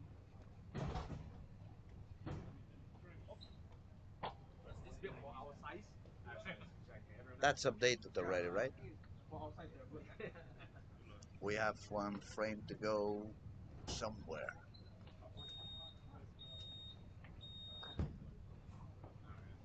No, they're starting the next game, that's true. You can see in the top there is everyone that's close to 200 or 190, they lost that game. Nobody won it. 1640. Yeah, and I said Ilhamar and Walsh moved up to 3rd and 4th. Like expected. So now we had all Scandinavia on the top. We have Finland number 1, Denmark number 2, Sweden number 3. And then far away from here, Australia. number 4. Australia is 4th, Estonia Yeah. is 5th, Norway dropped down to 6th place. Right Oh. now, it's looking pretty good for the countries that's in the Eurovision Song Contest. Yeah. Which is those countries, including Australia for some reason. Oh, they've been invited. Yeah. Now, see if somebody has it. There's been a change on the wall. Robin was 3rd, Australia was 4th. Now all of a sudden I see Australia is 3rd and Mhm. Robin is 4th. Probably some issue with the bonus.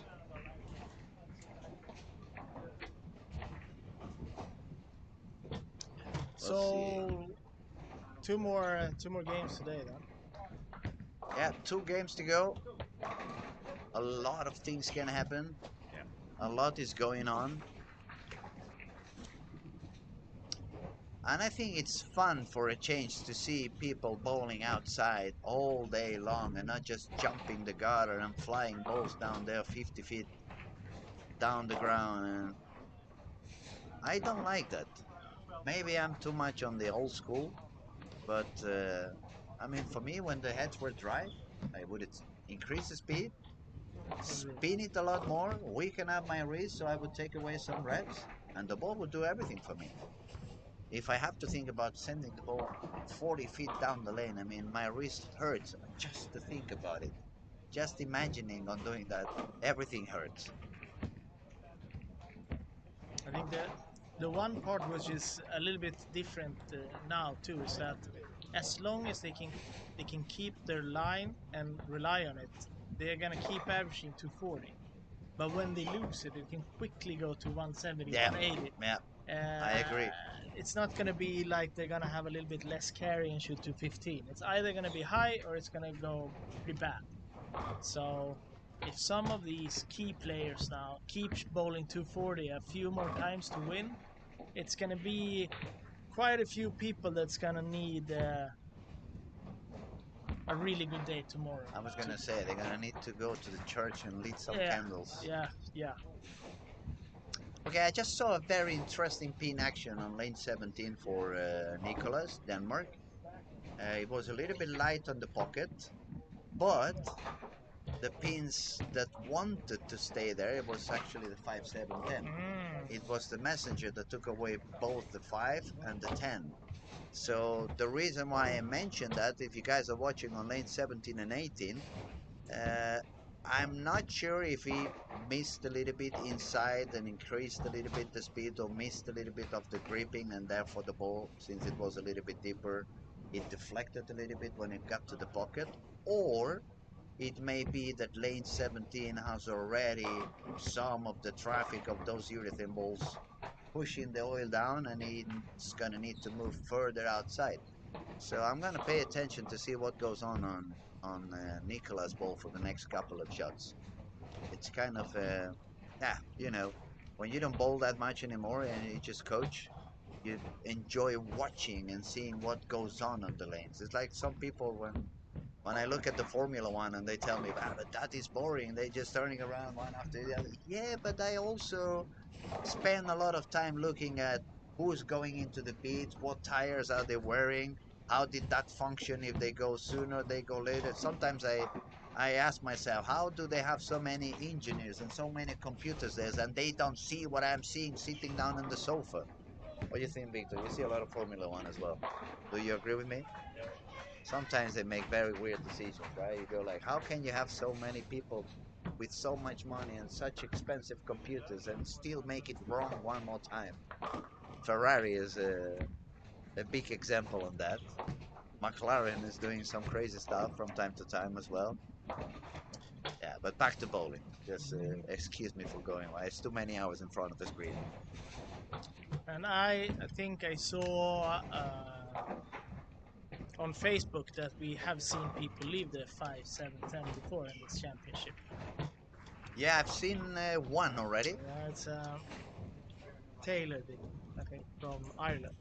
Yes, yes. And actually he did it on a moment when he needed to strike a lot. And after that 5, 7, 10, he made like 5 or 6 in a he row. just made it. So it was like nice to see.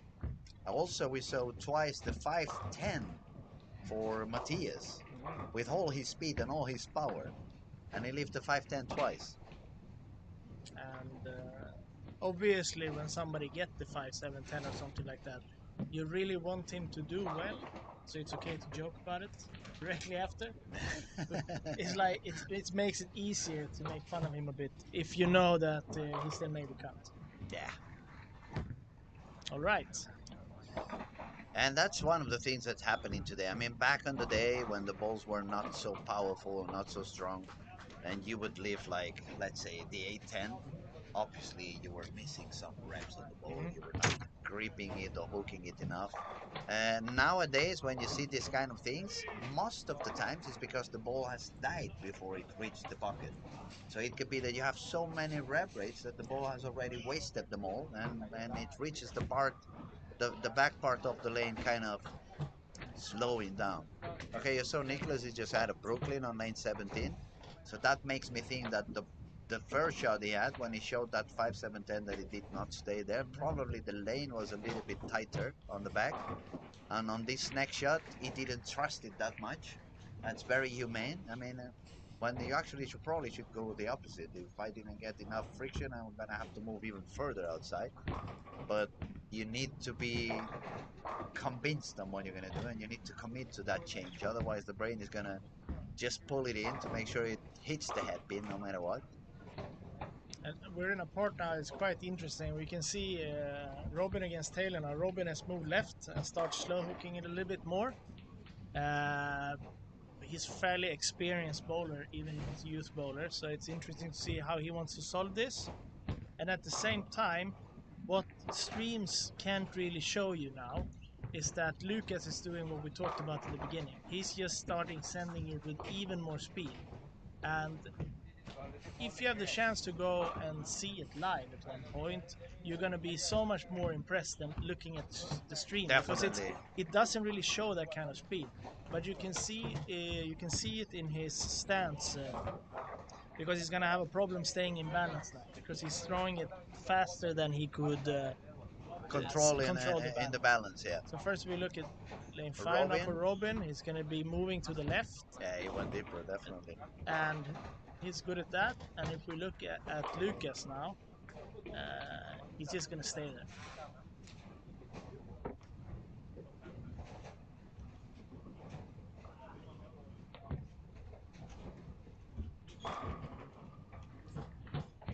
Yeah, he's on 4 board more or less. Yeah, and he always have to put the right foot in because it's just too much. Too much power. Yeah, and he speed. needs the extra step before falling down. Yeah, and back in the days they would beat us if we did that. But now it's like he's using more. Post the shot. And clearly you should do that, but if you need to use more speed than you can post a shot, then just use the speed if you need it. But it's very interesting now that we can see two very experienced bowlers trying to solve the same problem in very different ways. In a very different way, definitely. And I can see also now that without being like... now we're going to see some of the bowlers that hasn't experienced as much tournament competition run into problems because they don't know really what to do. They might move to the left, but they can't slow down. Also, I think we are reaching that moment that also is going to show which coaches are also more, let's say, effective on this particular kind of situations, and some that are not that used to it. Yeah. And for sure. from a coach point of view or perspective, I would like to tell all those coaches out there that it's more than fine to correct the technique, and obviously you need to correct the technique, but do that while they are practicing. Yeah. Because I see the mistake in a few coaches, even I've seen it this week. They try to correct the technique in the middle of the competition. You have what you have when you get No, you have what you have. You have to trust your muscle memory. You don't want to mess with your muscle memory when you're competing. It's all about repetition. Just focus on whatever is happening on the lanes. Accept the shape you have today. Not always is 100%. You're not always going to be as competitive or as repetitive as you wish. But you have what you have, and the tools you have, you're not going to change them in 3 frames. You're not going to change them during the warm-up or in one particular game. So you have what you have, and your coaches should help you to read the lane, to understand what's going on with the transition and the pin action. But they should never change your technique during the event. At I least agree. that's my opinion. No, I agree. But I mean, it's when you're starting to deal with that, you would be in too much problem to save yourself anyway. But it's gonna be oh shit, he's Yeah, throwing he it missed. fast. Yeah, He he missed missed. out. He missed. Yeah. I think he was way into the friction, but it's fun. Yeah. He's very emotional too, so it's kind Yeah. of fun. It's fun to watch him. Especially for being Scandinavian or being Finnish, Finnish for you're sure. used that they are so calm and so cool. And Robin is fairly calm. I'm for sure this is going to be the time where the more experienced bowlers can be shine, getting. yeah. Yeah, they're going to be adding some pins on the not experienced ones. I mean, that's one of the beautiful things I see. I You're going to see a remember lot of 2 pins on it people. was probably 3 years ago, 3.5 years ago, when I moved up to Sweden to do some coaching up there. We had not a discussion or not a disagreement, I would say, but I made a comment at the point that it felt like Sweden had slipped away a little bit to what I was used to 20 years ago. But even when I said that 3 or 4 years ago, now when I look at it now, it's like, no, I was wrong. I was wrong because you have so many new bowlers, so much talent. So probably what actually was happening, time is always a friend because it helps you have a better perspective of what goes on. And I believe what I saw happening 3 or 4 years ago is that you guys were in the middle of the transition. It was all the single-handed bowlers from not our generation, but just a few years after. Yeah. And all of a sudden you're gaining so many new bowlers, all these two-handeds like Robin, like Carl, like the other Robin. I don't remember Nobody, yeah. William. I mean, you got so many young bowlers that they are so talented, Yeah. and they can do so many things with their balls and their equipment. Yeah. It looks like you're gonna have the next 10, 15 years. It's gonna be very tough to beat Sweden at bowling, and the same thing for the girls. Yeah, I mean, I'm very happy how it looks. We're trying hard to if you take the girls from aside, the urethane has been bad for women's bowling. It made it very difficult for the women to play the European tour because it's expensive to go, and they can hardly do anything when the guys started bowling the Yeah, urethane. of course. So we've been creating a small women tour in Sweden. It's just 4 stop small tournaments, and also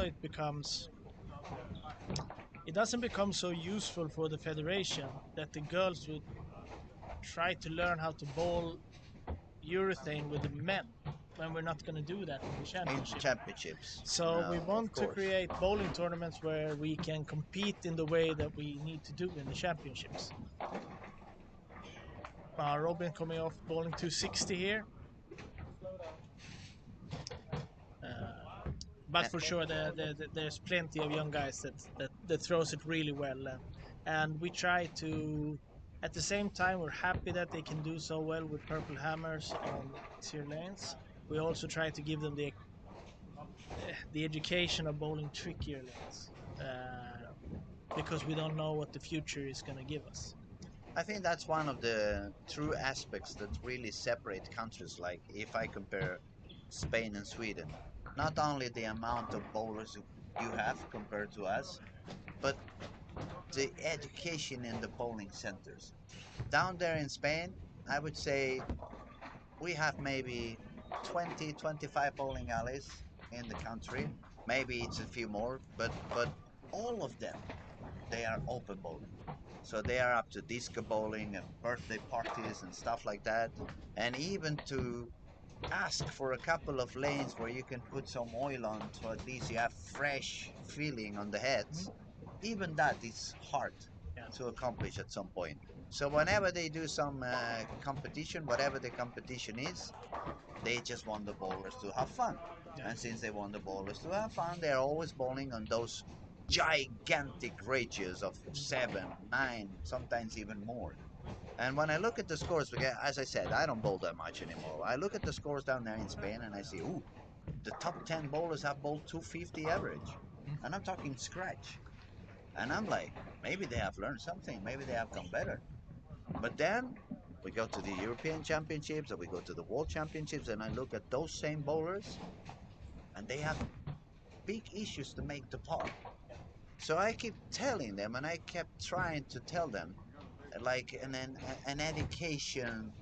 educated guess. Why don't you take the top 15 or top 10 or top 20 bowlers that you know that they really have a fair chance to be in the national team? And since we're not bowling that many events anyway, and no one of them is living on bowling, they have their own jobs and stuff. It doesn't really matter if they bowl one open for 500 euros or if they bowl one event without any prize to win. But take those 15 bowlers and make them compete once a month and make them compete in tougher patterns. Make them bowl flat. They're gonna bowl like crap. They're not gonna have fun. I know it's gonna be very boring for them the first 6 to 9 months. But then, if you bowl on a flat day after day after day after day, when you go to Aalborg like it was last week, it's not gonna feel that difficult as it was this time. And only by doing that, the level would go up instantly. But Yeah. it's very hard. You know, there's this saying, I don't know if in English you use it, but it says, no one is a prophet in their own land. So it doesn't matter how many times I try to explain or say, guys, try this, try that. It goes through one ear, it goes away on the other one. And it's sad for me because I've been involved in high quality bowling for over 30 years now. And I feel if they had listened since I was a kid, after 30 years of doing the things the way they should be done, I'm not saying they would be a super team, but they would be more than decent. And they would definitely be a lot better than they are now. And I feel sorry for the younger generations because they love the game, they really want to improve, they really want to bowl better, but nobody is helping them. On the contrary, they're making it tougher for them. Easy lanes, always the same pattern, always between second and third arrow and putting the brake pin on 5. And you can miss 5 to the right, you can miss 5 to the left, you can still gonna hit the pocket. That's never gonna help them. Yeah. It's a very hard thing to reverse that because when you start putting easier patterns, people are gonna, not being able. They don't have to practice so much and No, still that's get the what I mean, and scores. it's also at the end, in the long way, it's also bad for the business, because the bowling alleys are full with open bowling at certain amount of hours, but there are other hours where they are empty. So if you are a new bowler, and I don't give you 50 pins of handicap, and I don't put you on lanes where you're gonna bowl 200 with today's balls, even it's the first time you bowl in your life.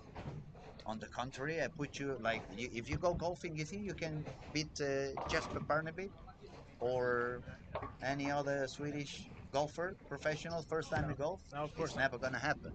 In bowling, that's what happened in Spain. You bowl for the first time, and they give you 50 pins of handicap. They put you in such an easy pattern, you can beat me that I have been bowling for all my life. Because I'm gonna have zero, I'm gonna make 220 or 225, and you're gonna have 210 plus 40, 250. Game over.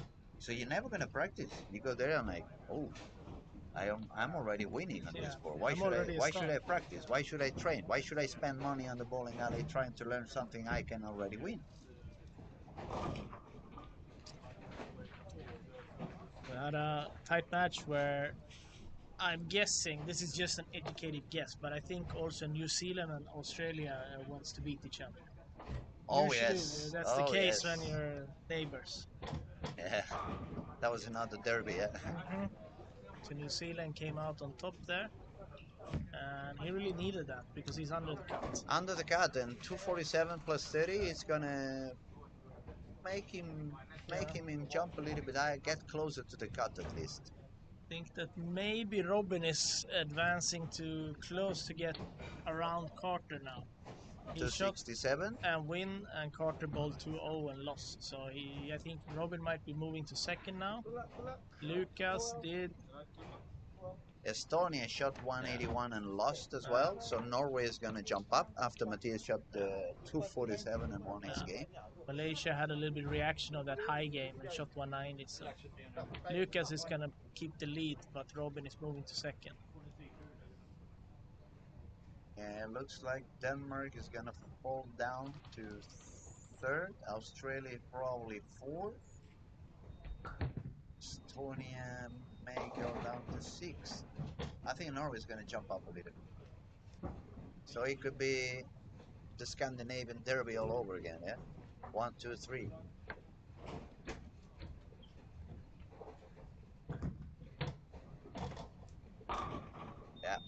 Yeah, perfect, no worries. Det är inga frågor i chatten.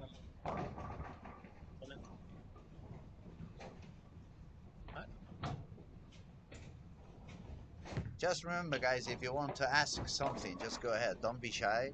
I know we talk a lot and we never seem to shut down. But feel free to ask whatever you want, comment whatever you want. You can criticize as well. You can tell us we have no clue of what we're saying. We respect each and every opinion. And I mean, the more opinions we have and the more we talk about, the more brainstorming, the more everyone's going to learn. It's always obviously different points of views on the stuff, and we're happy to listen and to read any of your comments as well. So Robin came off missing the head pin, but managed to make a spare. 110. Starting to leave a few pins in the first frame for everyone.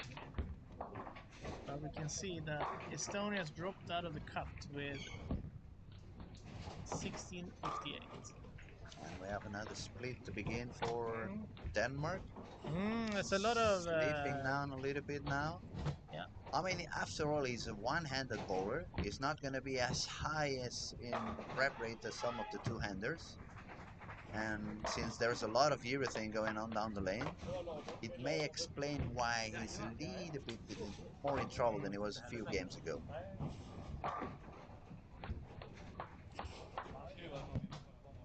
But it's become these patterns, like we play something called the European, the ECC, the European Championships Cup, where we also bowl a mixed event. So you bowl the first 8 games separated, men and women, then the men and women bowl together, and then again separated. So by having that format, we have to put the same pattern for the men and women. So you can clearly see that it's starting to create quite a lot of problems for the men and women to bowl the same Together, patterns. yeah. Together for sure. So a good way to win that mixed event is if the girl is left-handed, so they don't have to deal with all the transition that's going to happen. But we started to put different patterns on the men and women on the youth side. We reduced the volume a bit for the girls, so they can also create some more shape. Sounds interesting. Yeah, I mean, it's really hard now in the world of bowling to know what to do and what is right and what is not right. Yeah, I mean, and everybody has an opinion, and everybody's going to complain, and everybody's going to say you should have done this different, and Yeah. it's very tough. I mean, you either have a lot of personality and you really don't give a crap of whatever the others are saying, you just stick to your opinion because you really think you're right, or you can become super humble and listen to everybody and try to get in consensus and do something that's going to benefit as many as possible. But at the end, it really doesn't matter what you decide. I mean, someone's going to criticize no matter what, and someone's going to be angry no matter what, and they're always going to find a way to explain why you were wrong. Usually they do it also after the competition. Yeah. When it's fairly easy to know what you should have done. But that reminds me of the bar Monday morning coffee where everybody is talking about La Liga in Spain and criticizing their teams and their coaches. Oh, he should have played this one and that other guy should have been on the bench, and everyone is a coach on Monday morning having a coffee. Yeah. And that's, Yeah, Robin is on 3 and 4. That's one of the tough pairs on the bowling alley. He 3, actually- 4, 5, 6. He actually told me about it when I came here. So there's the funky pairs. For some reason, I can't get lane 4 to hook anything. And now, when you think about it, that was also the lane where he missed the head pin. So, so clearly he already figured out how to trick it. I've been told that those 3 pairs on the left side, they are usually most used for open bowling. And when they have the Swedish league and competition, it usually happens from lane 7 to the Yeah. right. Where So you can it have more. may explain a little bit, the lane memory. Yeah. We saw, even though we've seen on high game, but we also seen some people struggling on 17-18, where Carter basically got his first double strike in the last frame, True. where he's one of the top bowlers from previous games. Yeah, we just had the confirmation. The league usually bowls from 13 to 20, and birthday parties happen from lane 1 to lane 6. So it's not that there's French fries and pieces of cake on the floor, because they really have a very beautiful and clean bowling alley in here. But as we say, the lanes have memory, and it really doesn't matter how much you clean the lane, how many times you put the Kegel machine there to strip and clean up. I mean, the synthetic lane, it's wooden lane after all, even if it's synthetic.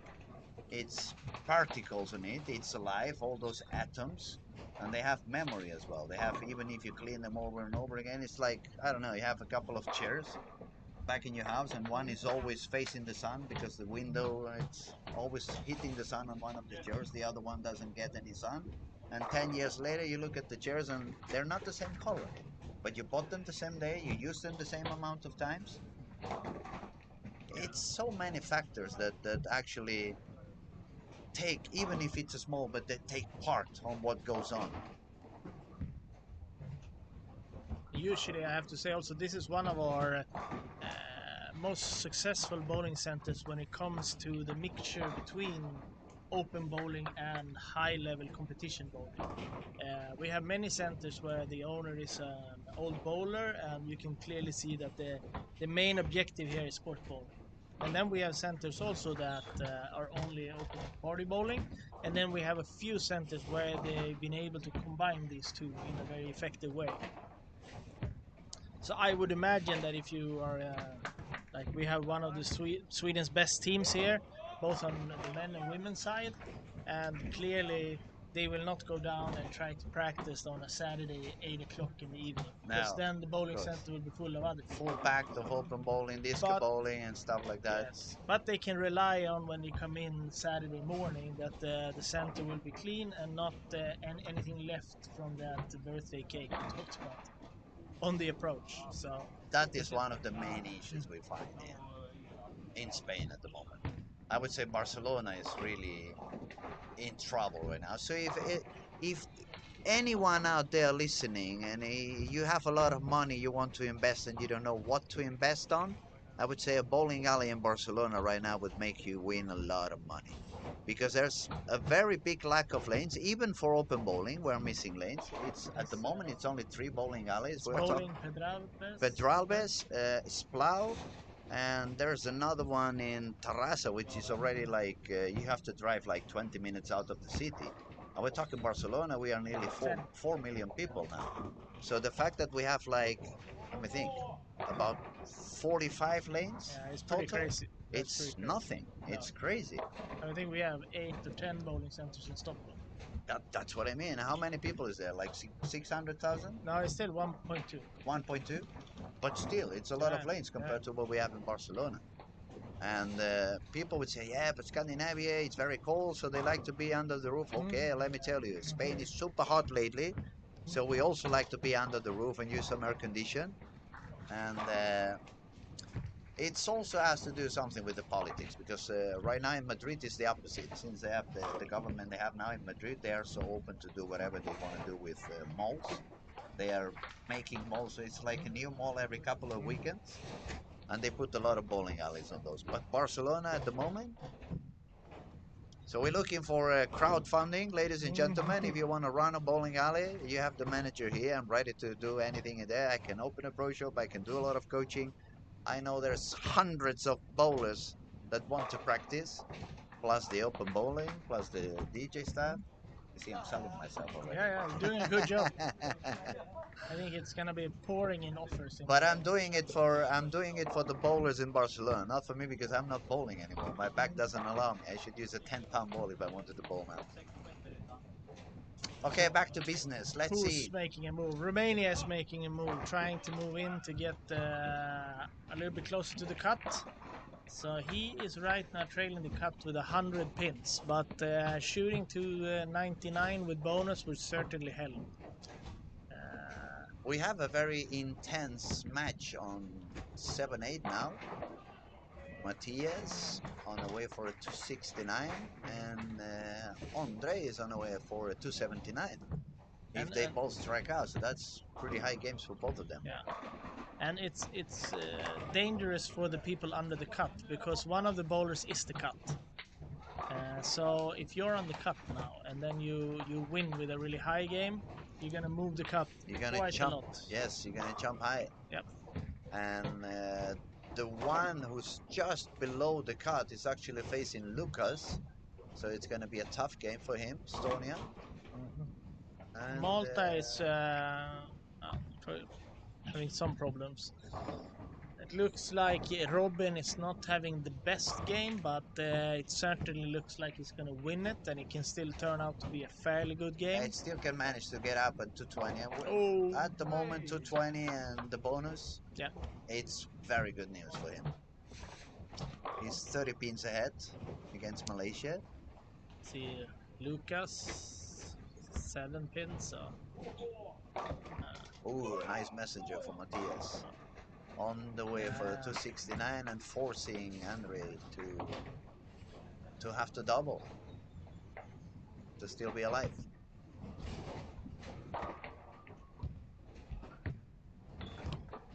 And a solid strike for Robin, which only means that he doesn't even have to make a mark in the last frame. And he got the strike as well. Oh, it's a very tight game. Very, very tight game. Rekop, he's bowled most of the championships, including the previous ECC, and he's very dangerous making high scores. He can make some huge scores. I must say also, he's a very funny kid. It's a very funny kid. Very funny kid.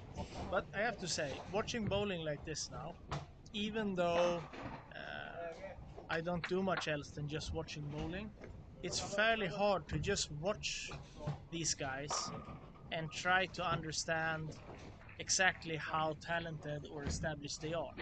They all look pretty good when they can use purples this way or urethane. Yeah, there you go, 279. Tough loss for Utti, Matthias, but yeah. I think that he's gonna leave the lanes being fairly happy about that game anyway. But Matthias is lost with 244. Yeah. He's lost with 248. He's lost with 227, and now he's gonna lose with 269. Yeah. I think it's better for him to just pretend in his head that he shot 239 and won. And won, yeah. Yeah, that's it. So 240 for Robin, so he's gonna remain there. We see Lucas making a big split, but still remaining ahead. Just gonna tighten up things a little bit. Robin's gonna get closer to Finland. Nicholas had a couple of open frames, but now he's working on a 3-bagger. And on his way to, he can fix that to 230 something. 234. That would be a good game, so he would remain up there as well. He can also win still. So that one is quite huge. And he actually wants to win because he's facing Blake, which is standing right below him on the counter. And 268 for Utti. So right now, I think that where do we have Malta? Malta was having some issues. Some issues. So he can get to 210, but it could also be 180. And so 180 and losing, it's going to be Expensive. It's going to be expensive. Yeah, nice hand for Robin with 247. Yeah. Good job. See. Okay, let's see what happens in New Zealand. He got the strike, so that's gonna kill Malta in this game. Yes, also Carter, if he doubles, he puts some pressure on Walsh to get one more. You can hear some noise out of the room, so I guess some of the bowlers wasn't happy at the very end. Some balls are flying. Could be I would bet on Tyler was having yes. a hard last game. Yes. But we said lane 17, 18 also a little bit tricky, so yeah. it can happen. And he's got 1, 2, 3, 4 strikes in one lane, not a single strike on the other one. Yeah. It got 7, 6, 9, 6, and 8 miss. 3 open frames, no strikes on the other lane, so probably that's the reason why I wasn't so pleased about it. Yeah. Nice finish for Nicholas. He moved to a reactive for sure. That ball moved a lot different than it was doing with the purple hammer, so it was the right call for him. The Kuwaiti bowler, he stoned an 8-pin to lose contact with the chances of winning, yeah. Lucas. Just keep jamming it up from the outside. Nice double, so he's gonna go for 230, take the 30 pins bonus.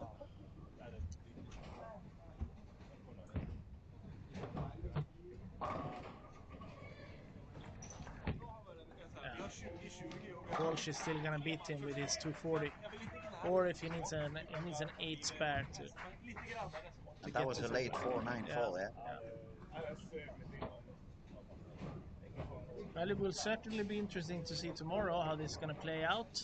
We're going to have a few guys that's going to be in fairly good condition and a few guys that's going to need a really good day. They're going to need a good night's sleep, so they get enough energy for what's coming ahead tomorrow. Today is a weird day here. We call it midsummer. This is the longest night, or the so the sun, shortest night. Sorry, shortest night and longest day. The sun never really sets, which is a pretty weird thing. Maybe if you come from other countries, we're a little bit used to it, but it just turns a little bit less day, and then I would say it's beautiful to see so much light, but it makes it very hard to sleep. It does, yeah. It makes it very hard to sleep. I mean, my eyes open up and I'm like, oh, I fell asleep. The alarm didn't go on. It might be 11 in the morning, and then you look at the watch. It's 3 a.m. and it's like, what? But if you feel that we are a little bit jealous that we have this great thing, you can say we get a payback during winter. Oh yes, when absolutely. The sun doesn't come up for 1 month. I mean that is for all of you out there that say that the Earth is flat. Yeah. Okay, if it's flat, the lights up here working in a very weird way for a flat Earth. Normally you go to practice in the bowling center, it's completely dark. You go in there, you practice for 4 hours, then you go out, it's dark again. I just missed it. God damn it. I remember that feeling. I remember that feeling up there in Mora. Yeah, that's even worse. Getting into the bowling alley, man, the sun is not up yet. I came so early. No, it's not that early, it's just the sun didn't come up. Yeah. Did a couple of things, whatever. Oh, I forgot something in the car. Now the sun should be up there. No, the sun has gone already. Yeah. You missed it. You just missed it. All right. Thank you so much for today. Or when we wait to see the final results to see what the cuts. Yeah, we have one more frame from Ben on lane 9. Yeah, also really strong finish from his side, where he was going for a really bad game, 60 in the 5th frame, and then punched out for 210, and also got the win. So that was that's a nice comeback, isn't it? That was pretty huge because he is also picking up pins against Malta, which is inside of the cut. Okay, we'll give you a last update pretty soon. We just need one more frame so the scores can refresh. And we'll let you know exactly what the standings are and what's top 8 and how far is the cut for those below. We're gonna have for sure on the top, it's gonna be Finland with 2,000 164 pins in 8 games. Obviously, that's including the bonus. 244.3 average for him. Robin is sitting happy on second place with 237.6. Then we have Australia, because he's won twice the bonus that Matthias did from Norway. Australia bowled 231 average, while Norway bowled 241 average. It's 10 pin difference, but Australia has gone 180 pins bonus, while Norway is only 90. And if we go down to the cut at the moment, not completed. Hold on, give us a second. But we can. Give it a second. There we go. Yeah. No, Malta. it slipped away again. It went on and then. Yes, Malta is now currently on 8th place with 1890. Number 7 is already 90 pins ahead, so from number 7 and on it goes like they have a little bit of room for tomorrow. We could say they have a little bit of handicap for tomorrow. Yeah. And then 9th, 10th, they are only 20 and 23 pins to the cut, so they are fairly close.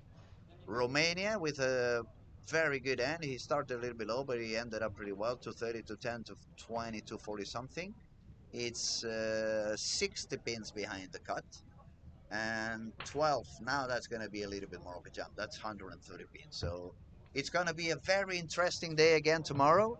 It's been a pleasure to be with you all, guys. Thank you for being there. Thank you for watching. And especially thank you, Robin. Thank you so much. It was a pleasure to spend some time with you. Thank you very much. Thank you.